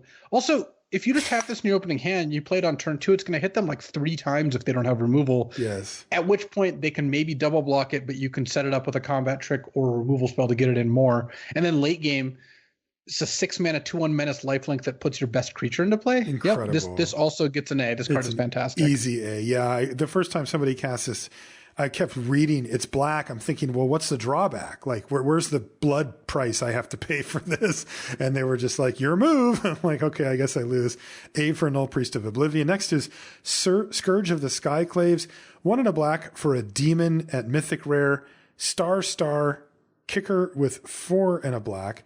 When you cast a spell, if it was kicked, each player loses half their life rounded up. So that's 7 mana. Scourge of the Skyclaves power and toughness are each equal to 20 minus the highest life total among players. So what that means is if either player is at 20, you can't cast this because this would be a 0/0. But if you're at 16 and they're at 14, this is a 2 mana 4/4. Mm-hmm. It's not hard to make this into a fairly substantially sized creature. Where you end up not being able to play this is if your opponent never has attacked you, or I guess if you've never attacked your opponent, or if someone has too much lifelink going on. But it's not that hard to just wait and play this in the mid game, at which point it's a 2 mana 3/3 or 4/4 that has a potential to be like a 10/10. So yeah, it was an 11/11 for me against me once. Yeah. I like it. Scourge of the Skyclaves quite a bit. It's not a 2-drop in the traditional sense. But the thing is, it only costing 2 mana still matters later. On turn 6, when you play this and cast, your Deadly Alliance or some other 4-drop, then you're going to be pretty happy with how it worked out. So when do you kick it? Plus, you also just kick it late game if the situation favors you, basically, if you don't mind losing half your life. And then, of course, this will be huge. Small bit of trivia. If you kick this in a 2-headed giant game, both teams draw. Oh, really?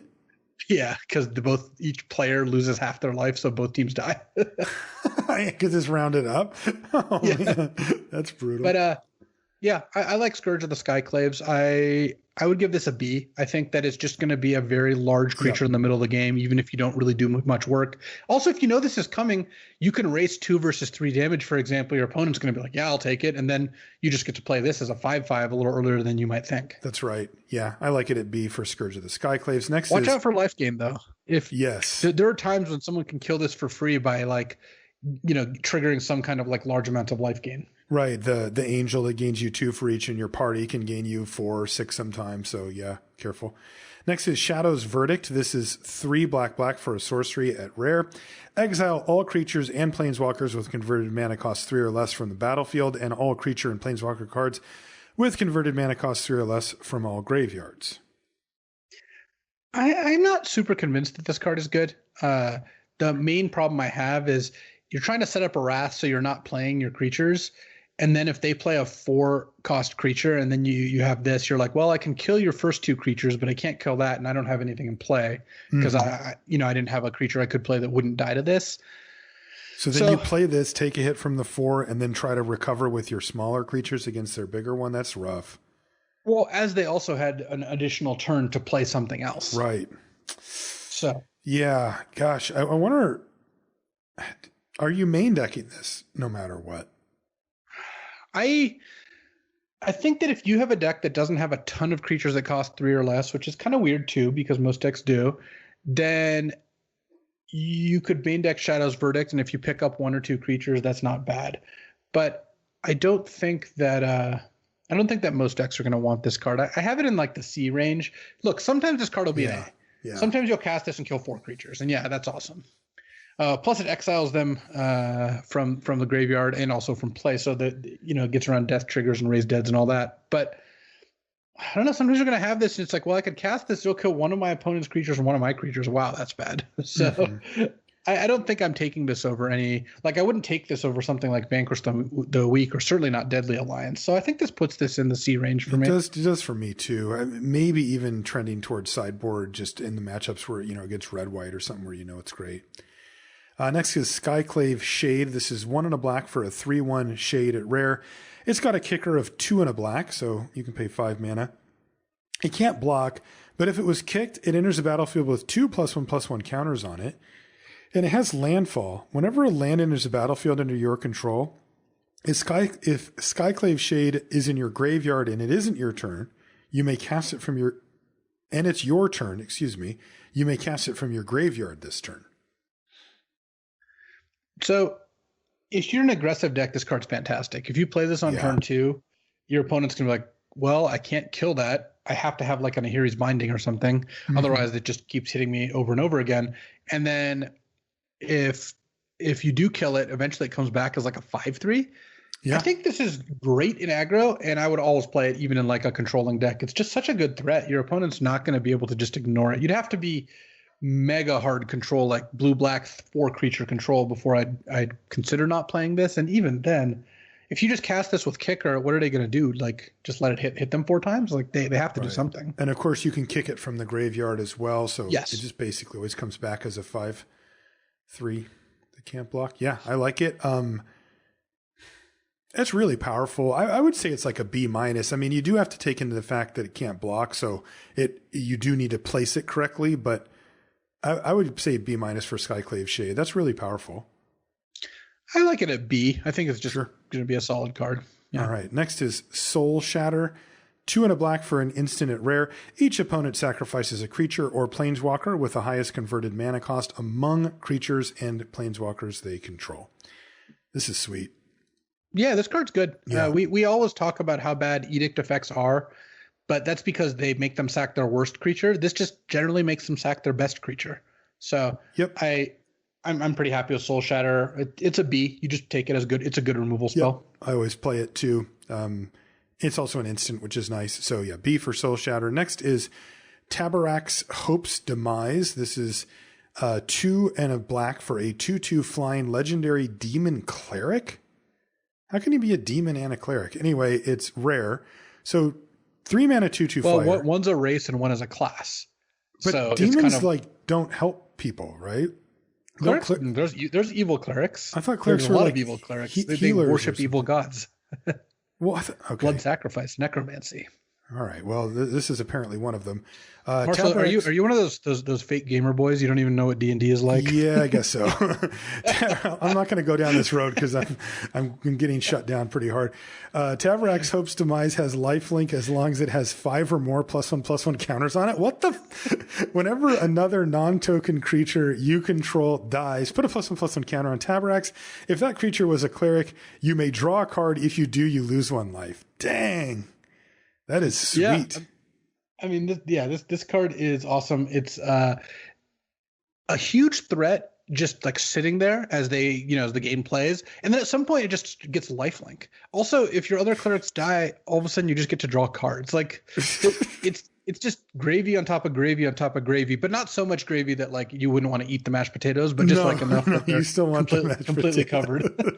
The only funny part is that like, if you do get it up to the 5 +1/+1 counters, like they're probably dead, right? I mean, they got hit by a 3/3 and then a 4/4, like, and then a 5/5 and then a 6/6, and you're still not at 5 +1/+1 counters. Like, they're probably dead by that point. But anyway, we'll take it. It's just more gravy. Yeah, I like Tabarak's at A-. Yeah. My only qualm with the card is sometimes you cast your bomb rare and then they just kill it immediately because it's a 2/2. Yeah, it's not the most burly initially. Yeah. A- for Tabarak's Hope's Demise. Next is red. Red, we've got Kargan Intimidator, which is a beloved card from the past. It has one of the most iconic rules text lines in the history of the game. It's 1 and a red for a 3/1 human warrior at rare. And the first line of text is "Cowards can't block warriors," which is something that Magic players have said to each other ever since this card came out. You know, I've seen a lot of times where people get salty in a game where they're like, yeah, well, you didn't draw 5 extra lands and you just had this perfect curve. And the person goes, yeah, well, cowards can't block warriors. I don't know what you want from me. And it's like a great way to rub in a loss. It's also a really good card. It's a 3/1 for 1 and a red that has an activated ability of 1 mana. You can choose one of these following things that hasn't been chosen this turn. In other words, you can get all 3 of them once each turn. Kargan Intimidator gets +1/+1 until end of turn. It target creature becomes a coward until end of turn, which is amazing. And target warrior gains trample until end of turn. And it is, of course, itself a warrior, so it can gain trample too. This card's sweet. Oh, yeah, the card is very good. I actually disagree on the cowards can't block warriors thing. I think Boldweir Intimidator, the original card, was a masterpiece. A fantastic design. Is this one not as good? In a funny joke. I think this is someone identifying that someone else made a funny joke and copying it without adding anything else to it. Like, oh man, you're rough. yeah, I'm a strict grader. What can I say? Okay, I don't know. fair enough. The original was genius for all the reasons you mentioned. I don't think we disagree this one's on just that. a copy. Yeah, but it doesn't. It's a copy, but not in like, I don't know. I don't feel like it's adding anything. It's just like, hey, look, this is a funny joke that we identified. Okay. That said, the card does play really well. And one of the things I want to note is that the target creature becomes a coward is actually really strong because it overwrites their previous creature type. So if your opponent is trying to get some party stuff going, you can like on their upkeep turn one of their clerics into a coward, and then it no longer counts towards their party stuff. Did not know that. That's really cool. Yeah, and this is also a 2-mana 4/2 trampler that is hard to block. So that's also great. Yeah, really, really strong card. It fits the color perfect. It fits the archetype perfect. Being a warrior. I was going to say B+ for Kargan Intimidator. I have it slightly higher at A- just because it messes with their stuff pretty nicely. It does. And, I think that there's a lot that it does. Plus, it's just it's a really good aggressive 2-drop that on turn 7 is still going to be one of the better cards you have in play. It's just always live to do some really good stuff. So I give it B+. You give it an A- based on humor because you think it's such a clever, funny. Yeah, exactly. That's the whole reason why. Next is Leyline Tyrant. This is 2 red for a 4/4 dragon at Mythic Rare. So put your seatbelt on, kiddos, because whenever you see a Mythic Rare dragon, you know something nasty is about to happen. And this one does actually pretty good. You don't lose unspent red mana as steps and phases end. And just to be clear here, phases also counts the turn going over and steps. So you get to just keep the red mana in your pool indefinitely as long as this thing's around. It says, when Leyline Tyrant dies, you may pay any amount of red mana. When you do, it deals that much damage to any target. So one thing to note is that if this leaves, then you'll lose all that mana. Because this is what keeps all that mana. Like if you have 10 mana floating, yes, because it's not being emptied, and then they go bounce this, that mana is all going away. You don't get anything for it. Unless you can spend it right then. Yeah. Well, no, correct. It'll be in your pool. It'll leave when you go to the next phase or step. Right. Okay. Yes. But this is also, of course, a 4-mana 4/4 flying. When it dies, it nugs something for a couple damage, or in some cases more. If you're playing against someone who doesn't have any exile-based removal, you can just go like, add 4 red, add 4 red. All right, I have 8 red floating. What are you going to do about that? Right. Yeah. You're playing black-red. Kill my Leyline Tyrant, please. Yeah. I would give Leyline Tyrant an A. Yeah, it's an A. It's a 4-mana 4/4 flyer with significant upside. You don't really get much better than that. No. A for Leyline Tyrant. Next is Magmatic Channeler. This is 1 and a red for a 1/3 human wizard at rare. As long as there are 4 or more instant and or sorcery cards in your graveyard, Magmatic Channeler gets +3/+1. So it becomes a 4/4. You can tap it and discard a card, and then exile the top 2 cards of your library, then choose one of them. You may play that card this turn. Yeah, Magmatic Channeler is very good. Yeah, very, very good. It clearly gets better in a spell-heavy deck, right? Because it eventually becomes a 4/4. But I would always play this card in any deck because it's a 2-mana 1/3 that you can tap to discard a card to effectively draw the best of 2 cards. Yep. Like it's going to be hard to find a top 2 cards where you can play neither of them. And maybe sometimes you'll end up in a spot where, it's turn 4, you use this and your top 2 cards are 2 2-drops and you're just forced to play a 2-drop this turn instead of playing a 4-drop. That's still not a huge loss. And you can play lands off this as well. So I would give Magmatic Channeler a B+. Same. It's a looter that just turns into a burly 4/4 at some point in the game. Yeah, which, it does. Means that it can start rumbling whenever you don't need to use the ability. Right. And, you can also like block, tap, and discard an instant or sorcery to get up to the 4th. And now you've got a 4/4 blocker. Lots of cool stuff to do with the Chandler. B+. Next is Morag, Fury of Akum. This is 4 red for a 6/6 legendary Minotaur warrior at Mythic. Each creature you control gets +1/+0 for each time it has attacked this turn.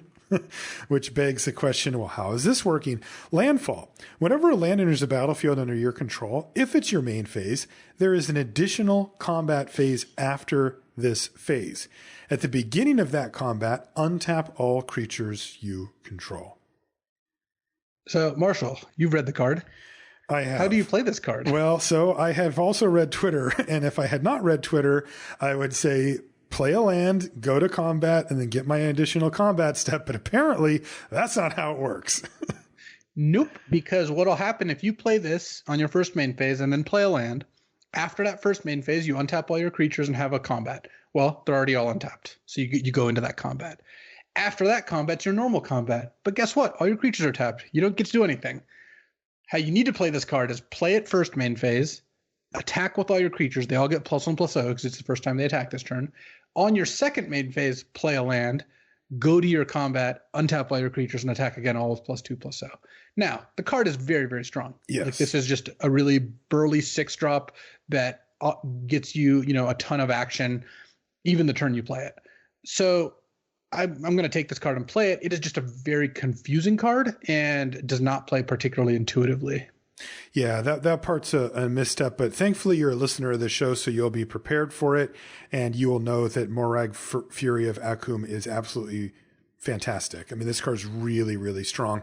Its ability to, in the late game, affect the game right now without it even having to enter combat's impressive, but also it is just huge on top of that. It's a 6/6 for 6 mana. And, realistically, you need one extra combat to win a game if all your creatures are getting pumped more and more and more each time? I mean, I don't even know if you need 1 extra combat when it's a 6/6 for 6 that give all your attacking creatures +1/+0. Yeah. Like it already does that immediately. Right. So, yeah, I like it at A. I like Morag Fury of Akum at A. I just think it's excellent. I would probably give it an A-, but it's close enough. Sure. A- for Morag. Next is Nahiri's Lithoforming. Red X for a sorcery at rare. Sacrifice X lands. For each land sacrificed this way, you may draw a card. You may play X additional lands this turn. Lands you control into the battlefield tapped this turn. What a weird card. So the best use I can imagine with this is a landfall deck where you play it for like X equals 3 and then play 2 or 3 lands that turn and get a bunch of landfall triggers, because the rate of like 6 mana, draw 4, sack 4 lands, then play additional lands is just not very good. You're playing a big card draw spell, but you're losing a bunch of lands. So next turn, you're not going to be able to use those cards very easily. Right. That's the kind of fundamental misunderstanding here with Nefiri's Lithoforming. I like to experiment with rares when they first come out, but I would be hard pressed to be excited to put this in my deck. Yeah, this looks like a D to me, with the outside chances of it being good with landfall stuff, but I'm not really buying it. Plus, the other thing is, I haven't found a lack in this format of late game action just because of the spell lands giving you so much additional power in the late game. And Kicker. So playing a card like this, Kicker does the same thing where your 3-drop sometimes is a 7-drop. This is just not an effect I find myself needing. So I would give Nahiri's Lithoforming a D. Yeah, somebody needs to beat me with this card a few times, and then I'll jump on the train. Next is Relic Robber. This is 2 and a red for a creature, Goblin Rogue. It is rare. It's a 2/2 with haste. Sure. Whenever it deals combat damage to a player, that player creates an 0/1 colorless Goblin Construct artifact creature token with this creature can't block. And at the beginning of your upkeep, this creature deals 1 damage to you. This card is incredible. If you can hit a couple of times, they have like the most annoying creature sitting on their battlefield. They can attack with it, but you never block. It can't block itself, and it starts pinging you on your upkeep. I love this card. It's really funny. This card is hilarious. Stupid annoying. And it only needs to get in once to be really good. It does. If you hit them once, they're under a clock. It's actually really annoying if they're playing Relic Vial because they could just sack the creature. Oh yeah. But most of the time it's going to be pretty annoying. And if you hit them twice, then they're under a really, really fast clock. Yeah. So I think Relic Robber is probably something like a C plus. But if I had it, I would look for ways to give it flying or unblockable, or, obviously removal also works with this too. So pump spells. You really have to do a little work to get it through, but it does pay you off. It's better than draw a card if it hits them, I think. I think I'd rather give them that than draw a card most of the time. It's also funny. Like it really is, because your opponent's like, God dang it, I can't block, I can't attack, and this thing's just killing me. Yeah, I like C+ for Relic Robber. It's also just a really great design. Next is Roiling Vortex, which is 1 and a red for an enchantment. It's rare. At the beginning of each player's upkeep, Roiling Vortex deals 1 damage to them. Uh-oh, I'm getting flashbacks to Cube here, Luis. Whenever a player casts a spell, if no mana was spent to cast that spell, Roiling Vortex deals 5 damage to that player. Oh, that's amazing. And then you can pay red to give, to have it, your opponents not be able to gain life this turn. None of this is relevant to limited, but I just love this for old formats, just, hosing all like Force of Wills and stuff like that. Yeah, this card definitely has some constructed applications. I would give Roiling Vortex an F. Same. The only time I could see this happening is if you play against, out of the sideboard, if you play against a dedicated life gain deck, because it can shut down. Yeah, it can shut down their life gain sources, but it's just generally not worth a slot. Yeah, not worth a slot. F for Roiling Vortex. Next is Shatterskull Charger. This is 1 red for a 4/3 giant warrior at rare with trample and haste. So, boy, turn 3 Shatterskull Charger is a beating. And then it has kicker of 2. Kind of. It has a kicker of 2. If Shatterskull Charger was kicked, it enters the battlefield with a +1/+1 counter on it. But here's the catch.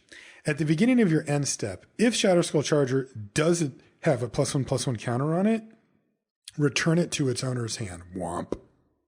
Yeah, so basically you're going to treat this as a 5 mana 5/4 trample haste that has an upside mode of being able to sneak it in for 3 mana if you don't care about it bouncing back. Yep. Which a 5 mana 5/4 trample haste is good, and having the option of playing it for 3 is also good. I would give this a B. It's just a good card all around. I wonder if it's a little higher. Remember the Charging Monstrosaur, right? Yeah, I suppose that was a B. A 5 mana. Yeah, I suppose the fact that it's a 5/4 trample haste for 5. Yeah, I could see B+ on Shatterskull Charger. B+, I think, is where it lands. Next is Shatterskull Smashing. So this is the Mythic. Oh, it certainly is. version of this cycle. Again, it's a land that you can pay 3 life to enter untapped. It taps for red. It is red X for a sorcery at Mythic. Shatterskull Smashing deals X damage divided as you choose among up to 2 target creatures and or planeswalkers. If X is 6 or more, Shatterskull Smashing deals twice X damage divided as you choose among them instead. Well, this is a very clear A+. This might be the best card in the set. Just you're spending 5 or 6 mana to kill 2 creatures. Later in the game, you're spending like 7 or 8 mana to really kill 2 creatures. I know. I wonder if this clause matters that much. Like, how often do you have something that has more than 6 toughness?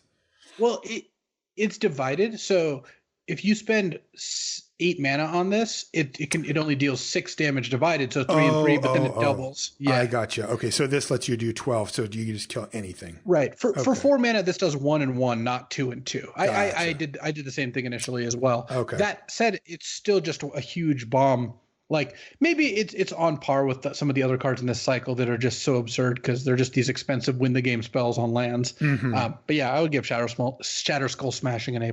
Yeah, A+ for the smashing and aptly named. Next is Valakut Awakening. This is 2 and a red for an instant at rare. This is a double-faced land, so you can play it tapped as a land that taps for red, or 2 and a red instant. Put any number of cards from your hand onto the bottom of your library. Then draw that many cards +1. It's weird there's 2 of these double-faced lands that draw you cards for the number of cards in your hand. Yeah, that is like strange. The blue one does that too. This one, obviously, you have to put the cards back. Yeah. But look, at worst, this is a cycling land, right? You can pay 3 mana, cast this, put nothing back, and draw a card. Okay.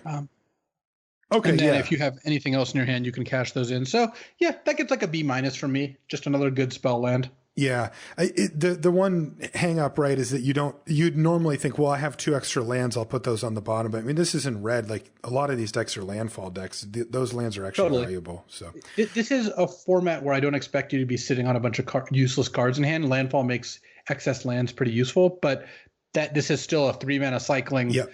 Come to play tapped land, like that's just already great. Yep. So BB plus for Valakut Awakening. Next is Valakut Exploration. This is 2 and a red for an enchantment at rare. Landfall. Whenever a land enters the battlefield under your control, exile the top card of your library. You may play that card for as long as it remains exiled. And it says at the beginning of your end step, if there are cards exiled with Valakut Exploration, put them into their owner's graveyard. Then Valakut Exploration deals that much damage to each opponent. When I first saw this, I thought you took the damage. I didn't realize it actually pings the opponent, but then someone played it against me and I'm like, wow, yeah, this card's very good. I mean, is it landfall? It's landfall draw card, though you can't play lands off it because you've already played your land. And if you choose not to play that card, it pings them for 1. Oh, that's just great.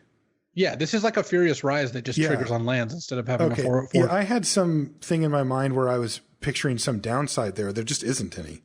No, the downside is that you only do have the 1 turn to play the card, but the upside is that it just then nugs your opponent for 1, so you kind of get a little bit of value there anyway. Yeah, that's great. Yeah, I like Valakut Exploration. I have this at B+.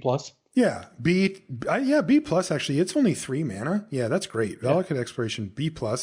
Next, wait a minute. You said that there was you lied to me. What? You said the red inscription. Yep, they just didn't have red or white inscriptions. I didn't even recognize. I didn't know that. I'm like waiting for it this whole turn, or this whole. Well, now you can be as disappointed as all the red players in the world. No kidding. What happened to the poor red mages? They literally said that like they just didn't find good designs for red and white inscriptions. So, but that didn't stop Omnath. So who knows, right? All right. Here's our last red card. As it turns out, Wayward Guide Beast is red for a 2/2 beast. It's rare. It's got trample and haste. And whenever it deals combat damage to a player, return a land you control to its owner's hand. And that is not optional. No. This card's horrendous. Done with that one. It's not really a 1-drop. You just can't play this on turn 1 unless you really want a 1-mana defender, I suppose.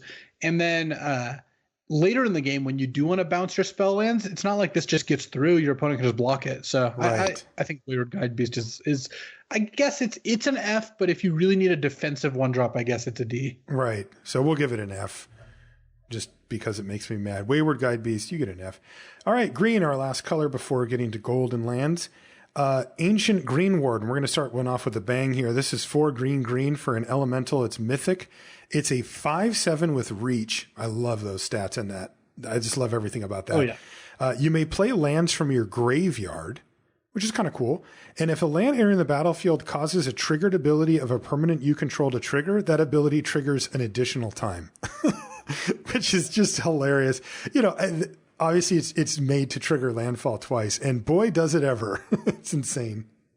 Yeah, you're not going to get the lands from your graveyard part all that often because you have to do some work to put a land in your graveyard in this set, but it's still a big reach creature that starts double triggering your landfalls. Yeah, that works for me. I mean, it's not amazing, but I would give it a B.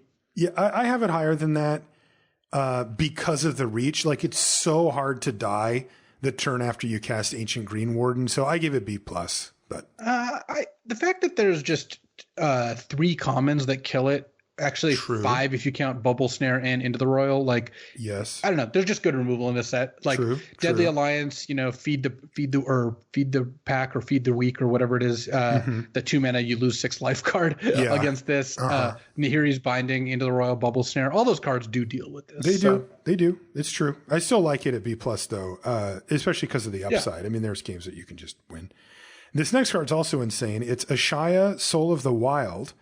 This is 3 green for a star legendary elemental at Mythic. Ashaya, Soul of the Wild's power and toughness are each equal to the number of lands you control. So huge. And then non-token creatures you control are forest lands in addition to their other types. They're still affected by summoning sickness, it reminds us. What in the world is a forest land thing? What is going on here? So First of all, this is at the very minimum a 6/6 because there's five lands to cast this, and it itself is a forest because it counts itself. So it's already a 6/6. It's usually something closer to like a 10/10 or 11/11. Yep. So that's already great. And it also makes all your creatures tap for green. And as actually, as Paul Cheon just found out, you can't into the royal any of their creatures when this is in play because they all count as lands. Yep, that's true. I know that because he messaged us during the show. Oh, I know. I see it. I see what you're saying.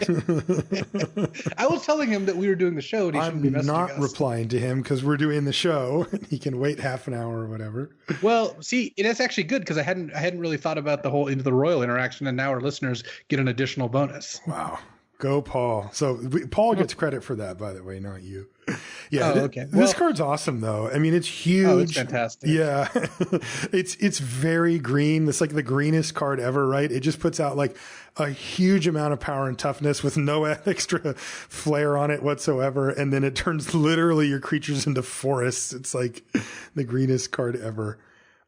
So one thing to note is that Cleansing Wildfire is very good against this card because it can just destroy a Shia. Oh my God, it can't it? All right, so there's your sideboard plan, right? Bring in the I would give a Shia, I think an A because it's a 5 mana infinite and also makes all your other creatures tap for mana, which is actually a pretty potent ability. It really Maybe is. A minus.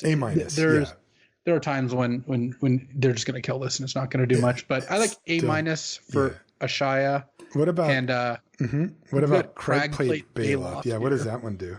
It's 5 green for a 6/6 beast at rare. It is kicker 2 and a green.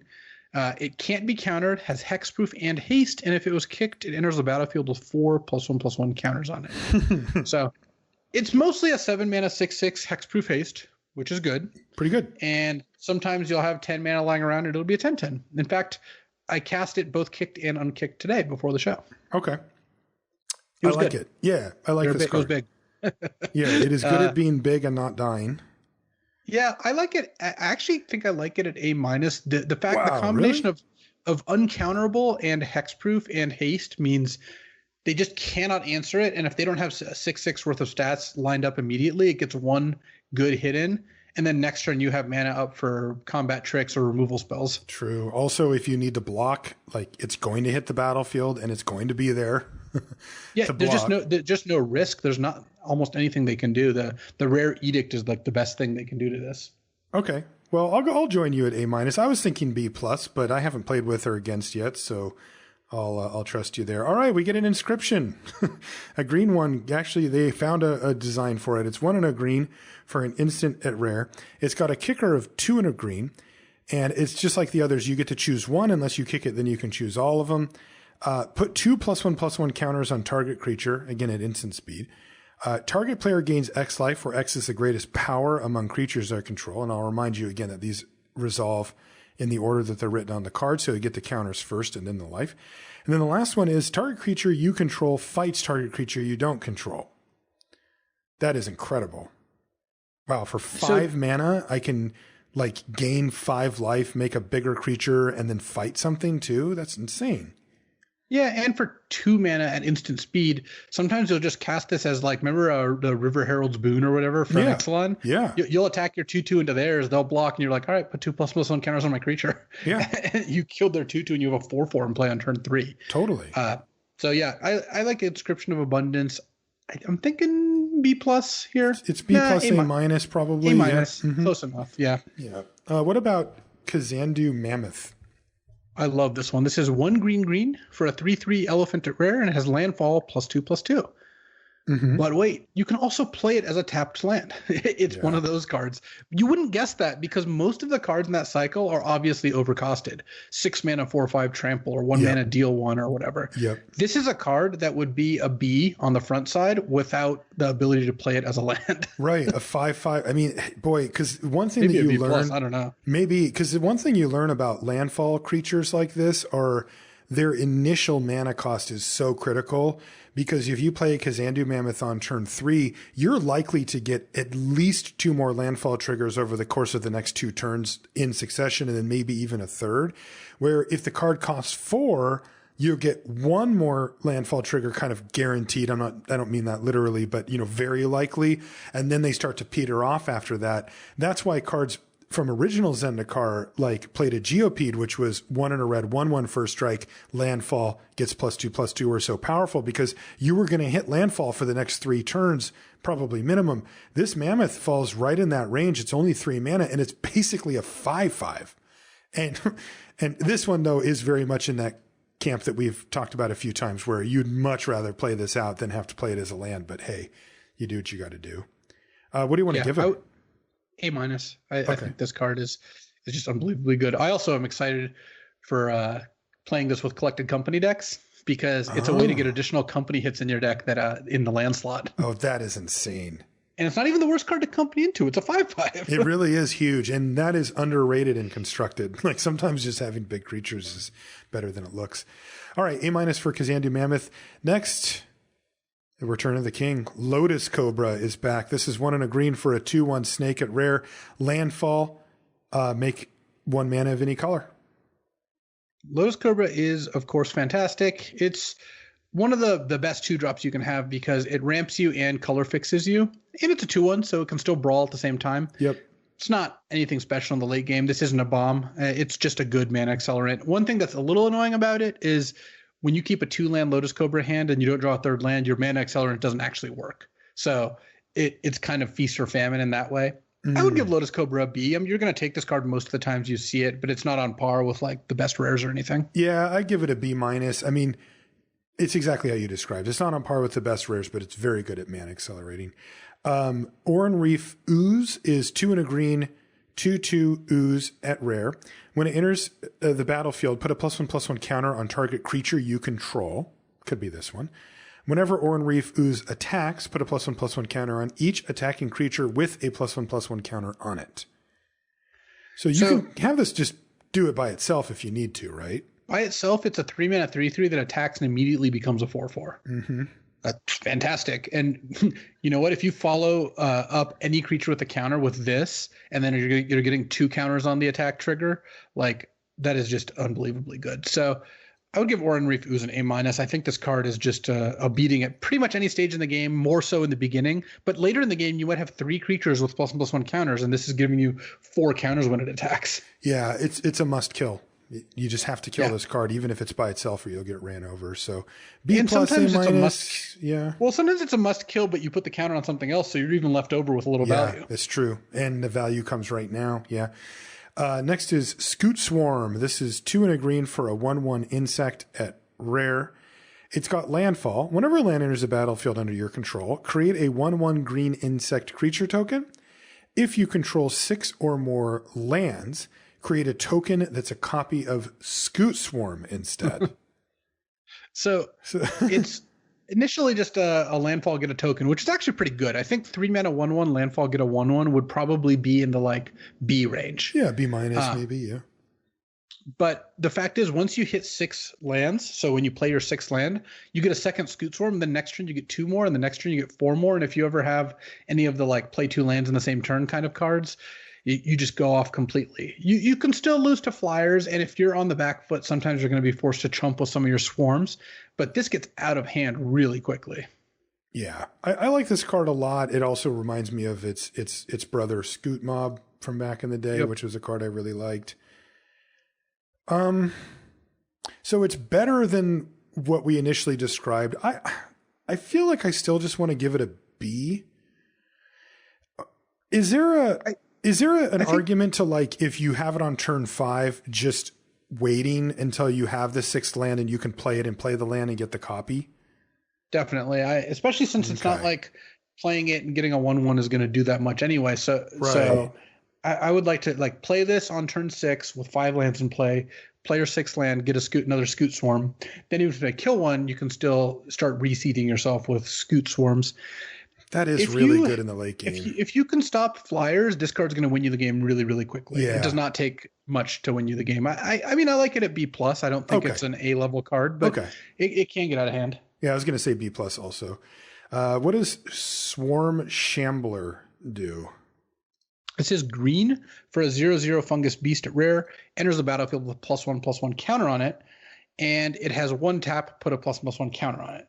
It also says whenever a creature you control with a ++1 counter on it becomes the target of a spell an opponent controls, make a 1/1 green insect. Nice. So it's a kind of chronomaton, whatever. Chronomaton, one of my favorites. Chronomaton. Yeah. Yes, it's a green one of those because it's a 1-mana 1/1 that you can pay 1 and tap and put a counter on it. And if they mess with it, you get a 1/1. Plus, if they mess with any of your other creatures that have counters, though, that's less likely to happen. Yeah, because this is a must kill. Mm-hmm. I like the Shambler. I would give it a B. It's just a solid creature. I love it. But I would also give it a B. To Drew, Paragon is next. It's 1 and a green for a 3/2 elf. Is it really just an elf? No, it's not. No. Tajuru Paragon is also a cleric, rogue, warrior, and wizard. It's an elf wizard. Just like the Pack Beast, by the way, this doesn't fill your whole party, but this just counts as any member that you're missing. That's right. So this plus a wizard is 2. This plus a wizard and a cleric is 3. 2 of these plus any 2 is 4 because they'll count for the other types. Yep. It also has kicker of 3 colorless. And if you kicked it, when it enters the battlefield, reveal the top 6 cards and put a card that shares a creature type with it into your hand. So that's elf, cleric, rogue, warrior, wizard. Yep. So in most decks that you're going to run it in, you're going to get to look at the top 6 and take a creature from that as well. It's also a 3/2 for 2, which is a good beater. I mean, that thing does start to get rowdy, nice and quick.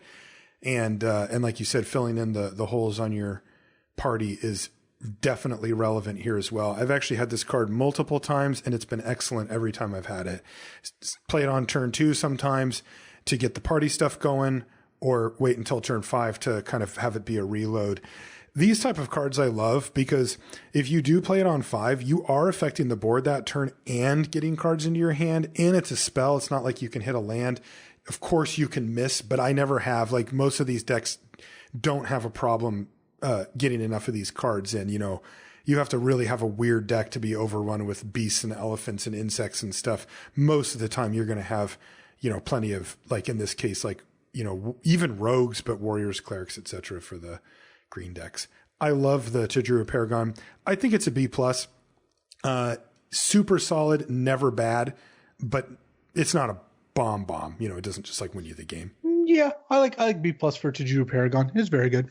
All right, the last green card is the Mythic cycle for these modal double face. So again, you can pay 3 life and have this land into the battlefield untapped, or have it enter the battlefield tapped. It taps for green, and it's called Turn Timber Symbiosis. It is 4 green for a sorcery at Mythic. Look at the top 7 cards of your library. You may put a creature card from among them onto the battlefield. If that card has converted mana cost 3 or less, it enters the battlefield with 3 additional +1/+1 counters on it. Put the rest on the bottom of your library in a random order.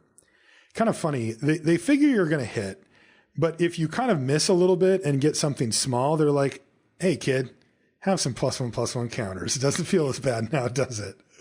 The last time I cast this, I chose the 2/2 flying wizard for 3 because it would come in as a 5/5 over a 5-drop. You chose the dragon instead of the 5-drop. Yeah, that's good. Yeah, the 3 +1/+1 counters actually give you quite a bit of extra power. Definitely. This isn't quite as much of a bomb as the rest of the cards in this cycle. No. I would still give it an A- though. It's still an impactful 7-drop on a land, and the pay 3 life part means sometimes you're just able to play this untapped and just move on without even really suffering a whole lot.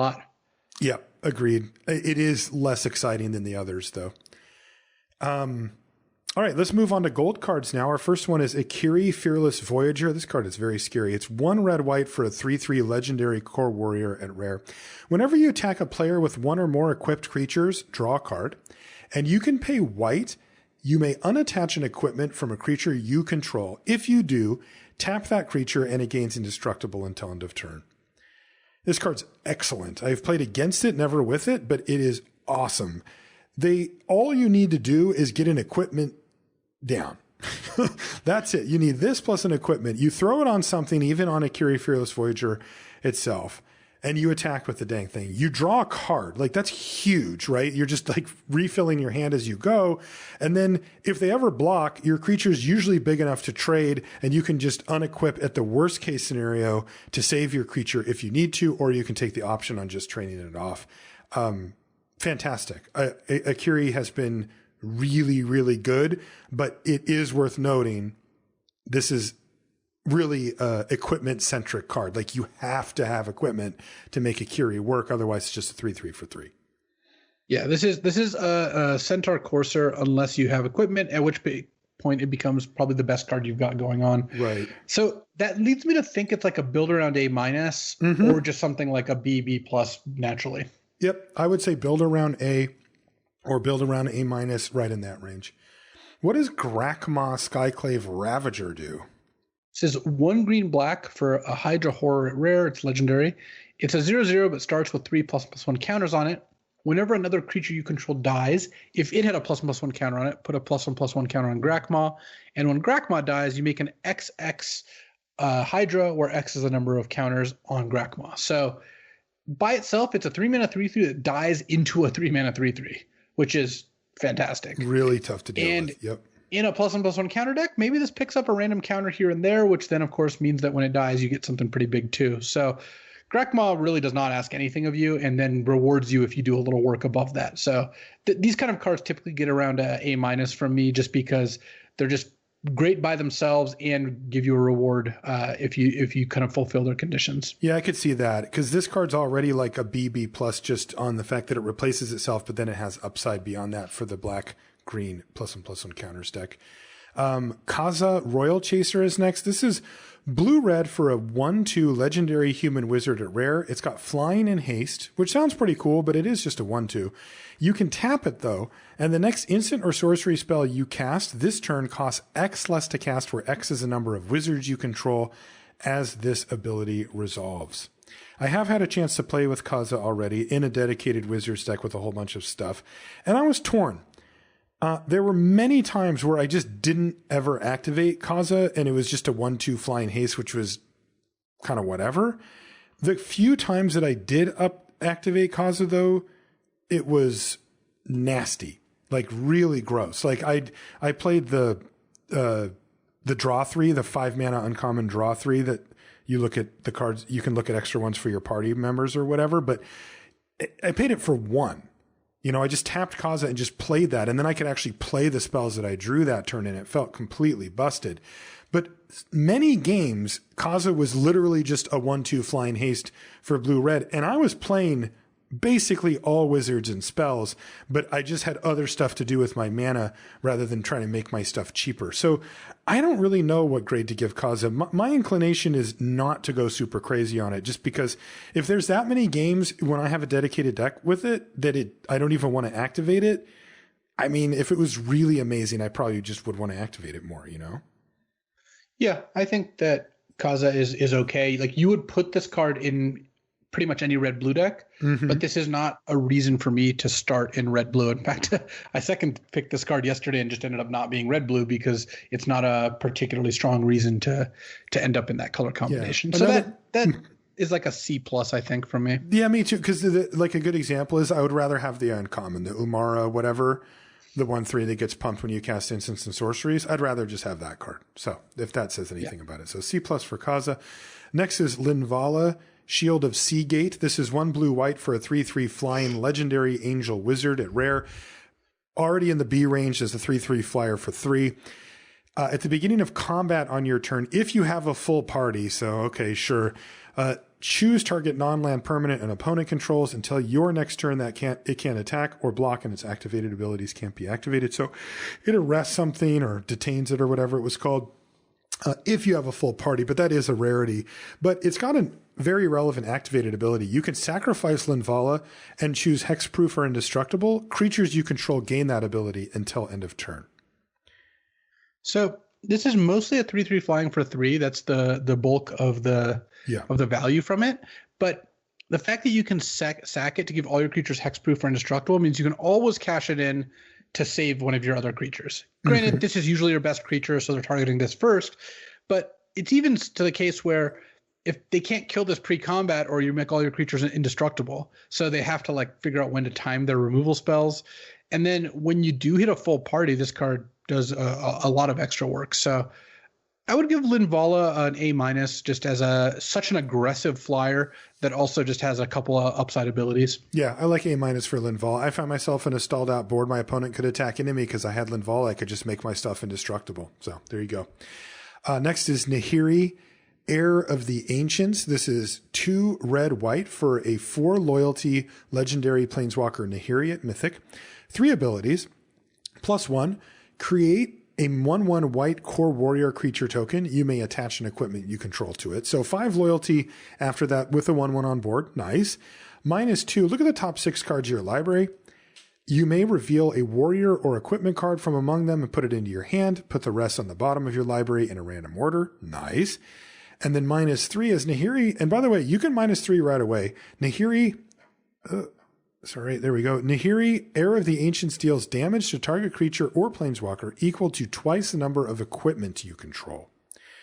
So this one's not quite as potent for limited for the most part, but can be that last ability. But all told, this card's great. I mean, the proven formula of +1, well, this is actually a little different, but an ability to protect itself, an ability to draw cards is kind of what you want to see on these planeswalkers, and that's what you have here for Nahiri. So I'm definitely a fan. How I think Nahiri is mostly going to play is you're going to play Nahiri and +1 immediately to make a blocker. And then next turn, if it's not dead, you get to -2 it and reveal hopefully a warrior or equipment from it to draw your extra card. And then at some point in the game, you're going to start using the -3 if you have stuff. You can play this card in any red-white deck just because it's going to be really hard to construct a red-white deck that doesn't have like 5 or 6 warriors at a minimum. Yes. That's just how the creature types kind of pan out. And the fact that you can make a +1 it to make a 1/1 means it's pretty hard to kill Nahiri. A 5 loyalty plus a chump blocker is substantial. The Nahiri does get quite a bit better if you have like 2 or 3 pieces of equipment in the deck. So obviously you do want to try to pick those up, but starting at a baseline of around a B in a Warriors deck to being probably like B+, A-, only if you have like 3 equipment, 12 warriors, like you're a full-on Nahiri deck. So I would say Nahiri gets overall like a B+. Yeah, I think so too. B+ for Nahiri, Heir of the Ancients. Next is Nissa of Shadowed Bows. I believe it's bows. It's like a tree bow, like a bow. How you like me now? 2 black-green for a 4 loyalty legendary Nissa. So Nissa has 2 abilities and then a triggered. So landfall, whenever a land enters the battlefield under your control, put a loyalty counter on Nissa. So that's kind of cool. +1, untap target land you control. You may have it become a 3/3 elemental creature with haste and menace until end of turn. It's still a land. And then -5, you may put a creature card with converted mana cost less than or equal to the number of lands you control onto the battlefield from your hand or graveyard with 2 +1/+1 counters on it. I've played against this card twice now, and it's good. I mean, I would always put it in my deck that could cast it, but it is not a bomb level, you just win the game planeswalker in my experience. I've beaten it multiple times. Yeah, I think the biggest reason is that this doesn't defend itself at all. Right. So, it kind of does in the sense that it gets extra loyalty off landfall. Mm-hmm. So you're able to kind of get extra landfall in +1 it and then ramp its loyalty by 2 a turn. But the 3/3s don't last past your turn, has no defensive ability besides the -5, which is not that easy to utilize. So I would say that Nissa is a fantastic card and you should always play Nissa like you said. It's not one of those planeswalkers that'll win the game by itself. I still think it's probably around an A-. The reason being, if you can protect it for 1 turn, it puts a lot of pressure on the opponent, and the -5 is pretty good. 2 +1/+1 counters on whatever the biggest creature you can get out of your graveyard is pretty strong. Yeah, or your hand. Yeah. Yeah, the hand part is less relevant, but it's true that will come up every now and then. Because you could just tap the mana. Yeah. Right, just cast the dang thing. I mean, I guess it lets you play two creatures in the same turn. Yeah. I'm going to go B+ on Nissa of Shadowed Bows. Why can't I remember how to say that? Only because you can't say it correctly. Yeah, I'm mad at her. All right, next is Omnath, Locus of Creation. Boy, this card is the talk of the town on Twitter. Not necessarily for its limited play, but still. Omnath is red, green, white, blue for a 4/4 legendary elemental at Mythic. When Omnath, Locus of Creation enters the battlefield, draw a card. So it just gives you the card back. Landfall, whenever or landfall, you gain 4 life if this is the first time this ability has resolved this turn. If it's the second time, you add red, green, white, blue. If it's the third time, it deals 4 damage to each opponent and each planeswalker you don't control. So Omnath is clearly a fantastic card. The key is, how are you casting this? How exactly do you plan on putting Omnath into play? And it's not that you can't play 4 or 5 color decks in this format. I've actually had some decks. There's multiple. There's actually 3 different green commons and uncommons that get multiple lands. Mm-hmm. So there's 3 different ways to fix 5 colors, plus like the Pack Beast. So it's not that it's impossible, but the problem is 4 colors means it's not like you're playing blue green splashing 1 red card, 1 white card, where if you draw your red card in your mountain and search for your mountain, you can cast it. You need the red and the white. Mm-hmm. Like that's a big ask.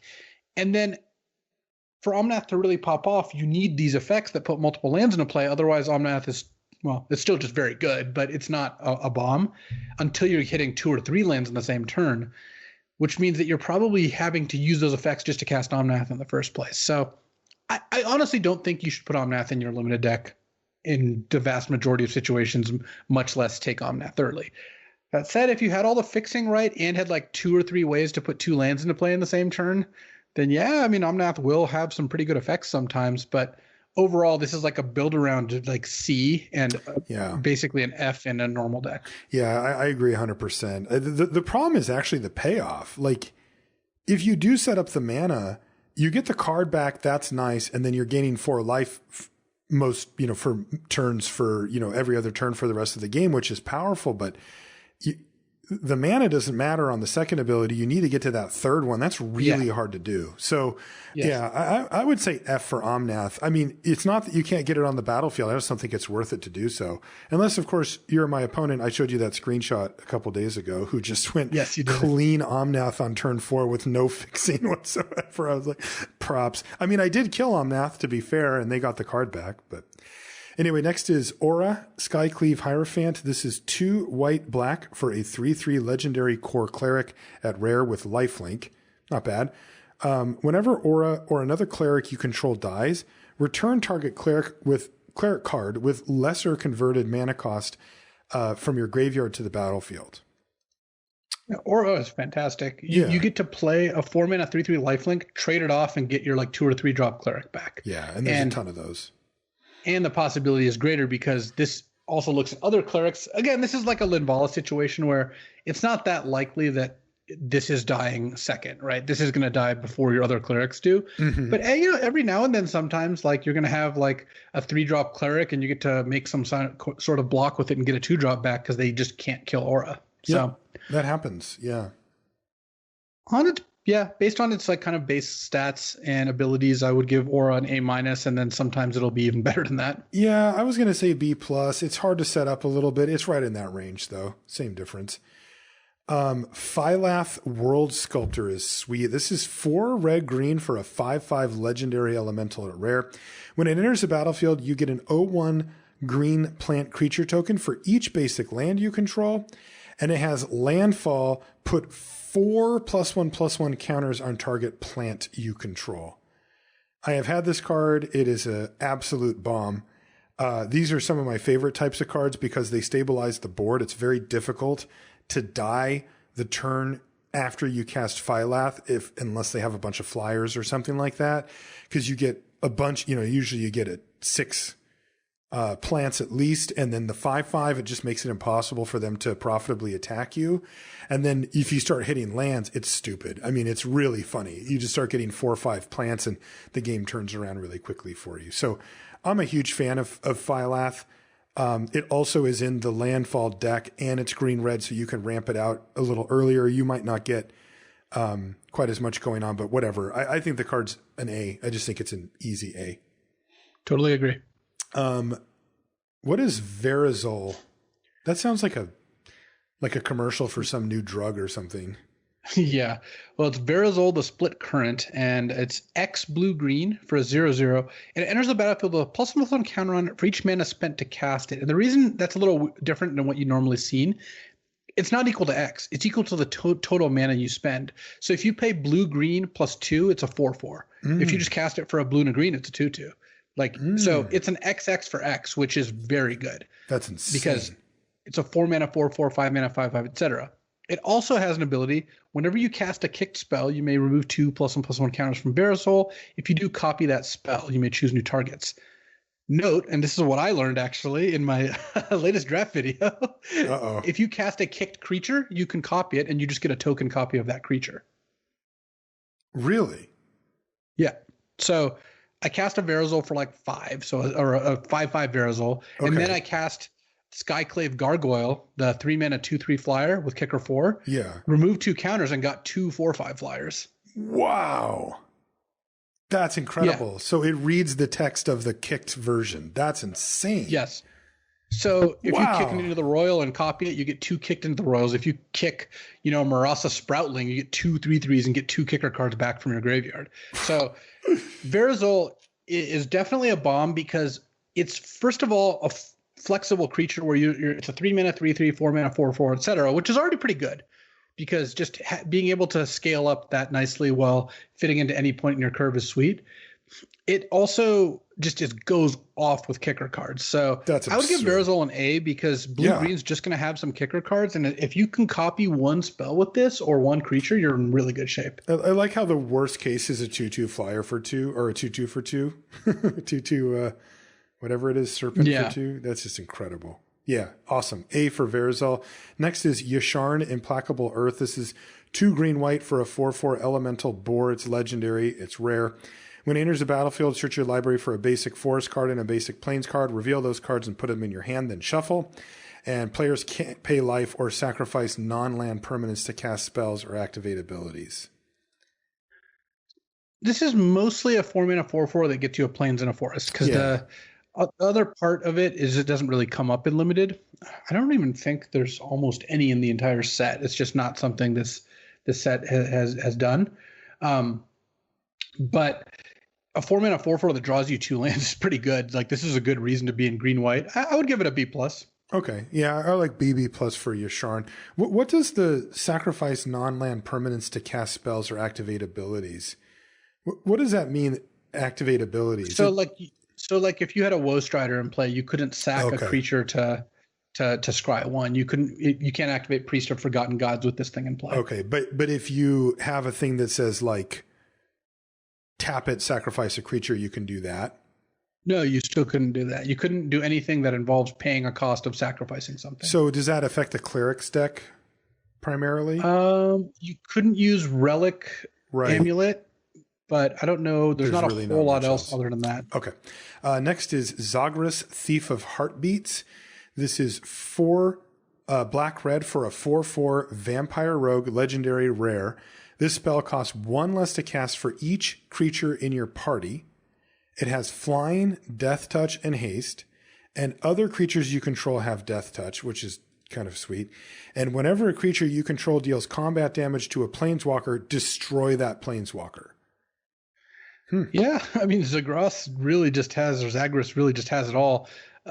First of all, a 6 mana 4/4 flying, death touch, haste, like, I would just play that card. Yeah, I would too. And this is mostly going to cost 5 or 4, and then gives your whole squad death touch. So what you can do with this card a lot is play this and just swing for defenses because you already have a 4/4 flyer getting in. All your creatures have death touch, so it's going to be pretty hard for them to really deal with Zagras there and not just take a bunch of damage on that turn. Yeah, I would give Zagras an A. This is just a classic bomb. Looks like an A to me. Next is Zareth San the Trickster. This is 3 blue-black for a 4/4 legendary Merfolk Rogue at rare. It's got Flash. So 5 mana 4/4 Flash is already pretty good. And then it has 2 blue-black. Return an unblocked attacking rogue you control to its owner's hand. And you put Zareth San the Trickster from your hand onto the battlefield, tapped and attacking. What does this remind you of? And whenever Zareth San deals combat damage to a player, you may put target permanent card from that player's graveyard onto the battlefield under your control. So it has an ninjutsu, and it can steal your opponent's stuff from the yard and put it onto play on your side. It has a rogue jutsu, actually. Is it different? Let's see. Well, it's only rogues. Like, yeah, it specifically has to be a rogue that's attacking. I see. But Zareth San is fantastic. It does a lot of different things. it's a 5-mana 4/4 flash. So you're going to be able to play this and ambush some of their creatures sometime. Mm-hmm. But mostly it's that if you have any rogues in your deck and you can sneak this in, which is not that hard to do, you get to just hit them for 4 and put their best card in their graveyard into play under your control. That's fantastic. And then also this is still in play and is a huge threat they have to deal with.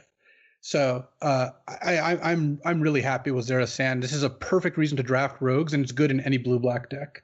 Yeah, this card looks awesome. I haven't played with or against, but I'm stoked to now. Can we give it an A? Yes, we can. I was actually in between A and A+ with Zera Sand, mostly because this is incredible if you enable it, and still a 5-mana 4/4 flash, which you can just play end of turn and attack them with. So it's not that hard to work. Right? Yeah, and one hit with this and you get their best thing that's died so far. Right. Like, I mean, imagine the play pattern of like they attack you with their 3/3 and you flash in Zerasan and block it. It goes to the graveyard and they don't have a good block on Zerasan. You get their 3/3 back. It's like, God, that's doing a lot of work. And you can just play a removal spell or something to get it through. So I love Zerasan. I hope to open Zerasan one day. Same. A for Zerasan the Trickster. That moves us to the 4 artifacts we have. First one is Forsaken Monument, which is 5 mana for a legendary artifact at Mythic rare. Colorless creatures you control get +2/+2. Okay. Whenever you tap a permanent for colorless mana, add an additional colorless mana. Okay. And whenever you cast a colorless spell, you gain 2 life. Well, this is a whiff. Yeah, Forsaken Monument's an F. You just can't put this in your deck. Yeah, I can't put it in. Next is Lithoform Engine, which is 4 mana for a legendary artifact at Mythic. Same thing. This one has 3 different activated abilities. You can pay 2 mana and tap it to copy target activated or triggered ability you control. You may choose new targets for the copy. You can pay 3 mana and tap it to copy target instant or sorcery spell you control and choose new targets if you want. Or you can pay 4 mana and tap it to copy target permanent spell you control, and then it makes a token copy of that permanent. Like if it's a creature, you get another copy of it, but it's a token.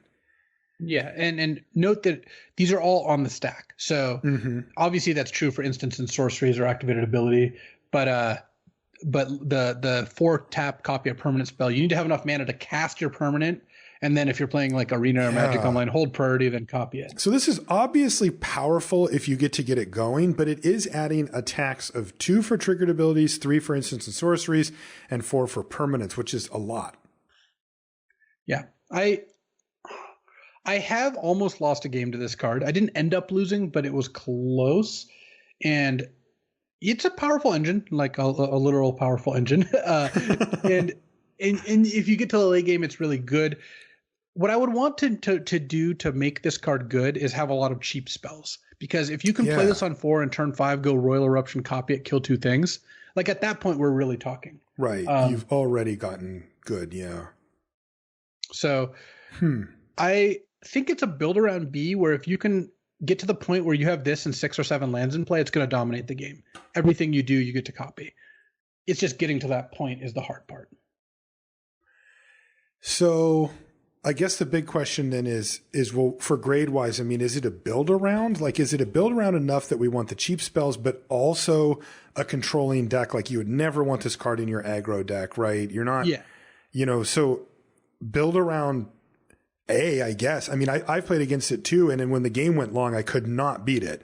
They copied 2 things and it was over, right? Yeah, I think that you would want a control deck, but you just have to have a low curve control deck with good defensive speed, as they say. Yeah, as we say. All right, so build around A. Next is Myriad Construct. This is 4 mana for a 4/4 artifact creature construct at rare, which is already pretty good. And then it has kicker of 3. If it was kicked, it enters the battlefield with a +1/+1 counter on it for each non-basic land your opponents control. So, you're usually getting one like or 2. It's like a constructed card. Yeah. But this is cool. When it becomes the target of a spell, sacrifice it and create a number of 1/1 colorless construct artifact creature tokens equal to its power. So, if the baseline for us is to 4/4 for 4. If they go to kill it, you get 4 of 1/1s instead. which is and great. Sometimes if you have a bunch of mana left over, you'll kick it and it'll get 1 or 2 additional counters if they played a flip one or two. It's not impossible for that to happen. Right. I've played with and against multiple times. It's good. It's a good Magic card. It doesn't blow me away. I'd probably just give it a B, but it's pretty good. Yeah, I think B for Myriad Construct makes sense. Last artifact is Skyclave Relic. This is 3 mana for an artifact at rare. It's got Kicker 3. It's indestructible. And when it enters a battlefield, if it was kicked, you create 2 tap tokens that are copies of it. So if you kick it for 6 mana, you get 3 Skyclave Relics. What does it do? It taps to add a mana of any color. Yeah. So once you get up to 6 mana, you can have a whole lot more mana. So I like the Skyclave Relic in a 3 or 4 color deck if you're really looking to just play tons of colors, right? If you're really in the market for a Darksteel Ingot type effect. And the kicker part's not going to come up all that often, but I've had decks where I would kick it if I had nothing better to do. So I think that Skyclave Relic is a build around B where it's a good well, it's not even really a build around. It's like a good support card for a 3+ color deck. I would not be caught dead playing this in like a 2 color deck unless I had some really weird curve issues. Yeah, and the kicker part is kind of bizarre. So yeah, I agree. Build around for the multicolored decks if you're into that. All right, the next cards are actually a cycle. And these are kind of really cool dual lands. I'll use Branch Loft Pathway as the example, which is the green-white version. So on one side, it's Branch Loft Pathway, which is a land that taps for green mana. That's it. And on the other side, it's Boulder Loft Pathway, which is a land that taps for white mana. And this is a really cool way to make, I don't know if calling them dual lands is appropriate since they only produce one color at a time, but you get to choose when you play it which one you need. Yeah, so there's green, white, white, black, blue, black, red, green, red, white, and red, blue. So 6 of the 10. Presumably we're getting the other 4 next set or something. I don't even know. That is just bizarre, right? Yeah, they're all just good in 2-color decks. They're untapped lands that are they're a split card, basically, mountain plains. So they're all like Bs in the appropriate 2-color combination, but you're not going to take these super high. Right. That's the thing, is that they're just not super high. They're lower picks than they would be even in a normal format. But because of the double-faced spell lands, I'm playing, 20 mana sources. I just have fewer issues with my colored mana in general because of that too. Right. So they're not super high priority, though. You should always take them if there's nothing like decent in the pack for you. Yeah, if they're in your color, if they're enabling a splash, go for it. Next is Crawling Barrens, which is a land that's rare. It taps to add colorless. It's got a really powerful ability. You can pay 4 mana to put 2 +1/+1 counters on it. Then you may have it become a 0/0 elemental creature until end of turn that's still a land. It is expensive. It's 4, but it keeps growing and growing and growing. And, by the second time you've activated it, the thing's a 4/4 and it's slamming and it's either blocking or slamming. And I found myself in an awkward situation with an opponent who had one of these, and I had like 2 3/3s and they were at 9 or whatever. And they're just like, go. And I'm like, so I guess I can't attack into the Crawling Barrens. So I just passed it back. And then they're like, cool, put counters on my Crawling Barrens. And all of a sudden the thing was massive. Yeah, you also don't even need to turn it into a creature. So in the situation where you pass the turn and they activate it, they should not turn it into a creature because there's no reason to expose it to Deadly Alliance or whatever. Right. So it's kind of funny. Like, it actually has that ability. I would give Crawling Barrens a B+. I think this is a fantastic addition to any deck. Same. Yeah, just be careful because it does only create colorless mana. So if you're trying to stretch your colored mana and get this in there, it could be tough.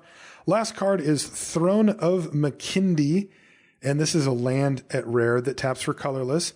You can pay 1 mana and tap it to put a charge counter on it.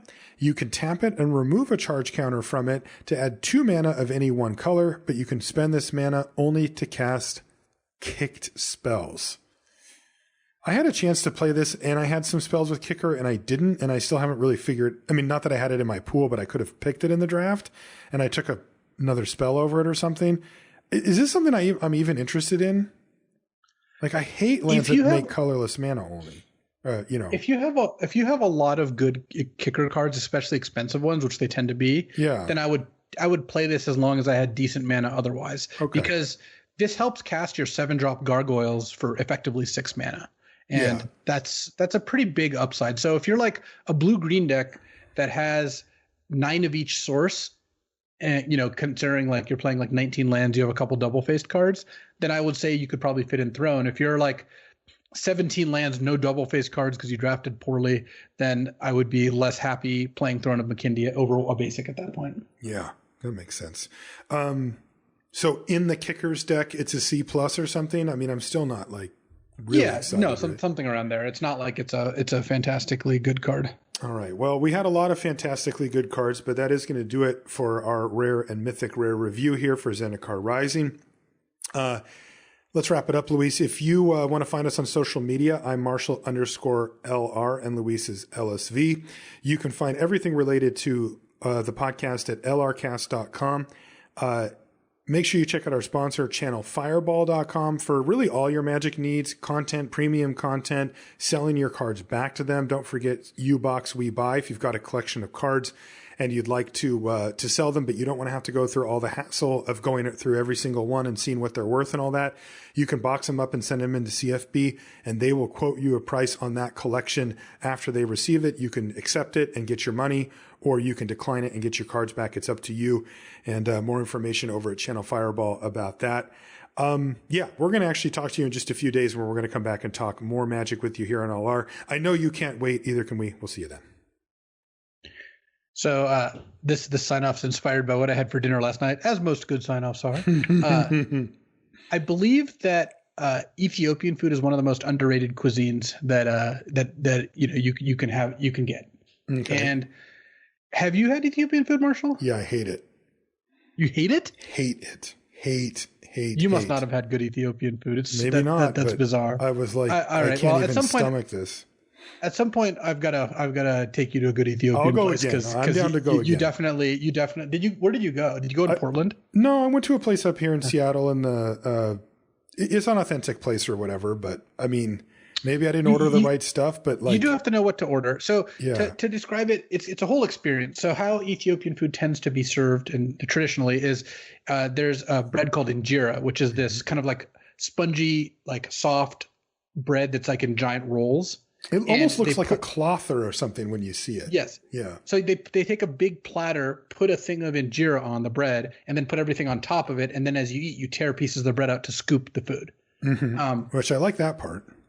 And I have had a very high hit rate of introducing people to Ethiopian food and having them enjoy it, which is why I brought that up. Mm. And so some of the dishes that I really like, for example, are like Doro Wat, which is it's like chicken and actually like hard-boiled eggs in this like kind of like stew curry sort of mix, and that goes on top of the injera. Or Derek Tibbs, which is like grilled steak, onions, and jalapenos like in little chunks, and you dip it in hot sauce.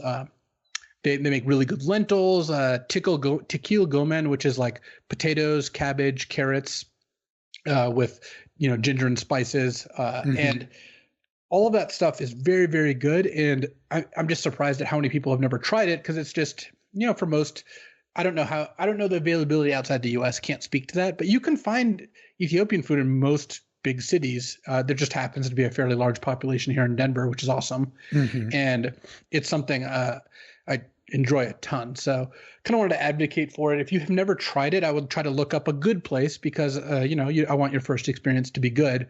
But if you can find a place that's highly rated in like your city, I would highly recommend going there and trying it out, because it really does. It offers not only a unique experience, but also a really good one. The food is delicious. I'm getting hungry talking about it right now. Yeah, I'm going to take you up. You're going to take me, because like I said, I was kind of excited to try it the first time, and I was really disappointed because I thought this is going to be right up my alley. And then I just thought like I did not like it. But I want to go with you and give it another shot before I write it off, because generally speaking, you and I eat all the same stuff, which is kind of everything. Yeah, that's why I was shocked. Yeah. Well, one of the things that has always tilted me, for example, is that I took Team CFB to Ethiopian place in Portland that I'd never been to, because I saw there was one after a tournament, and it was like the place was not good, and all of them, it was their first time eating Ethiopian. They're like, wow, this is terrible. I'm never going to do this again. Yeah, that's what happened. And I was trying to be like, guys, no, you just went to a bad place. That was, it's unfortunate, but there's a lot of really good places here in Denver, so probably eat it twice a month or something like that. It is very, very good. Well, I'm gonna I'm running it back, but I'm not doing it without you there. So there Yeah. you go. You have to bear this weight.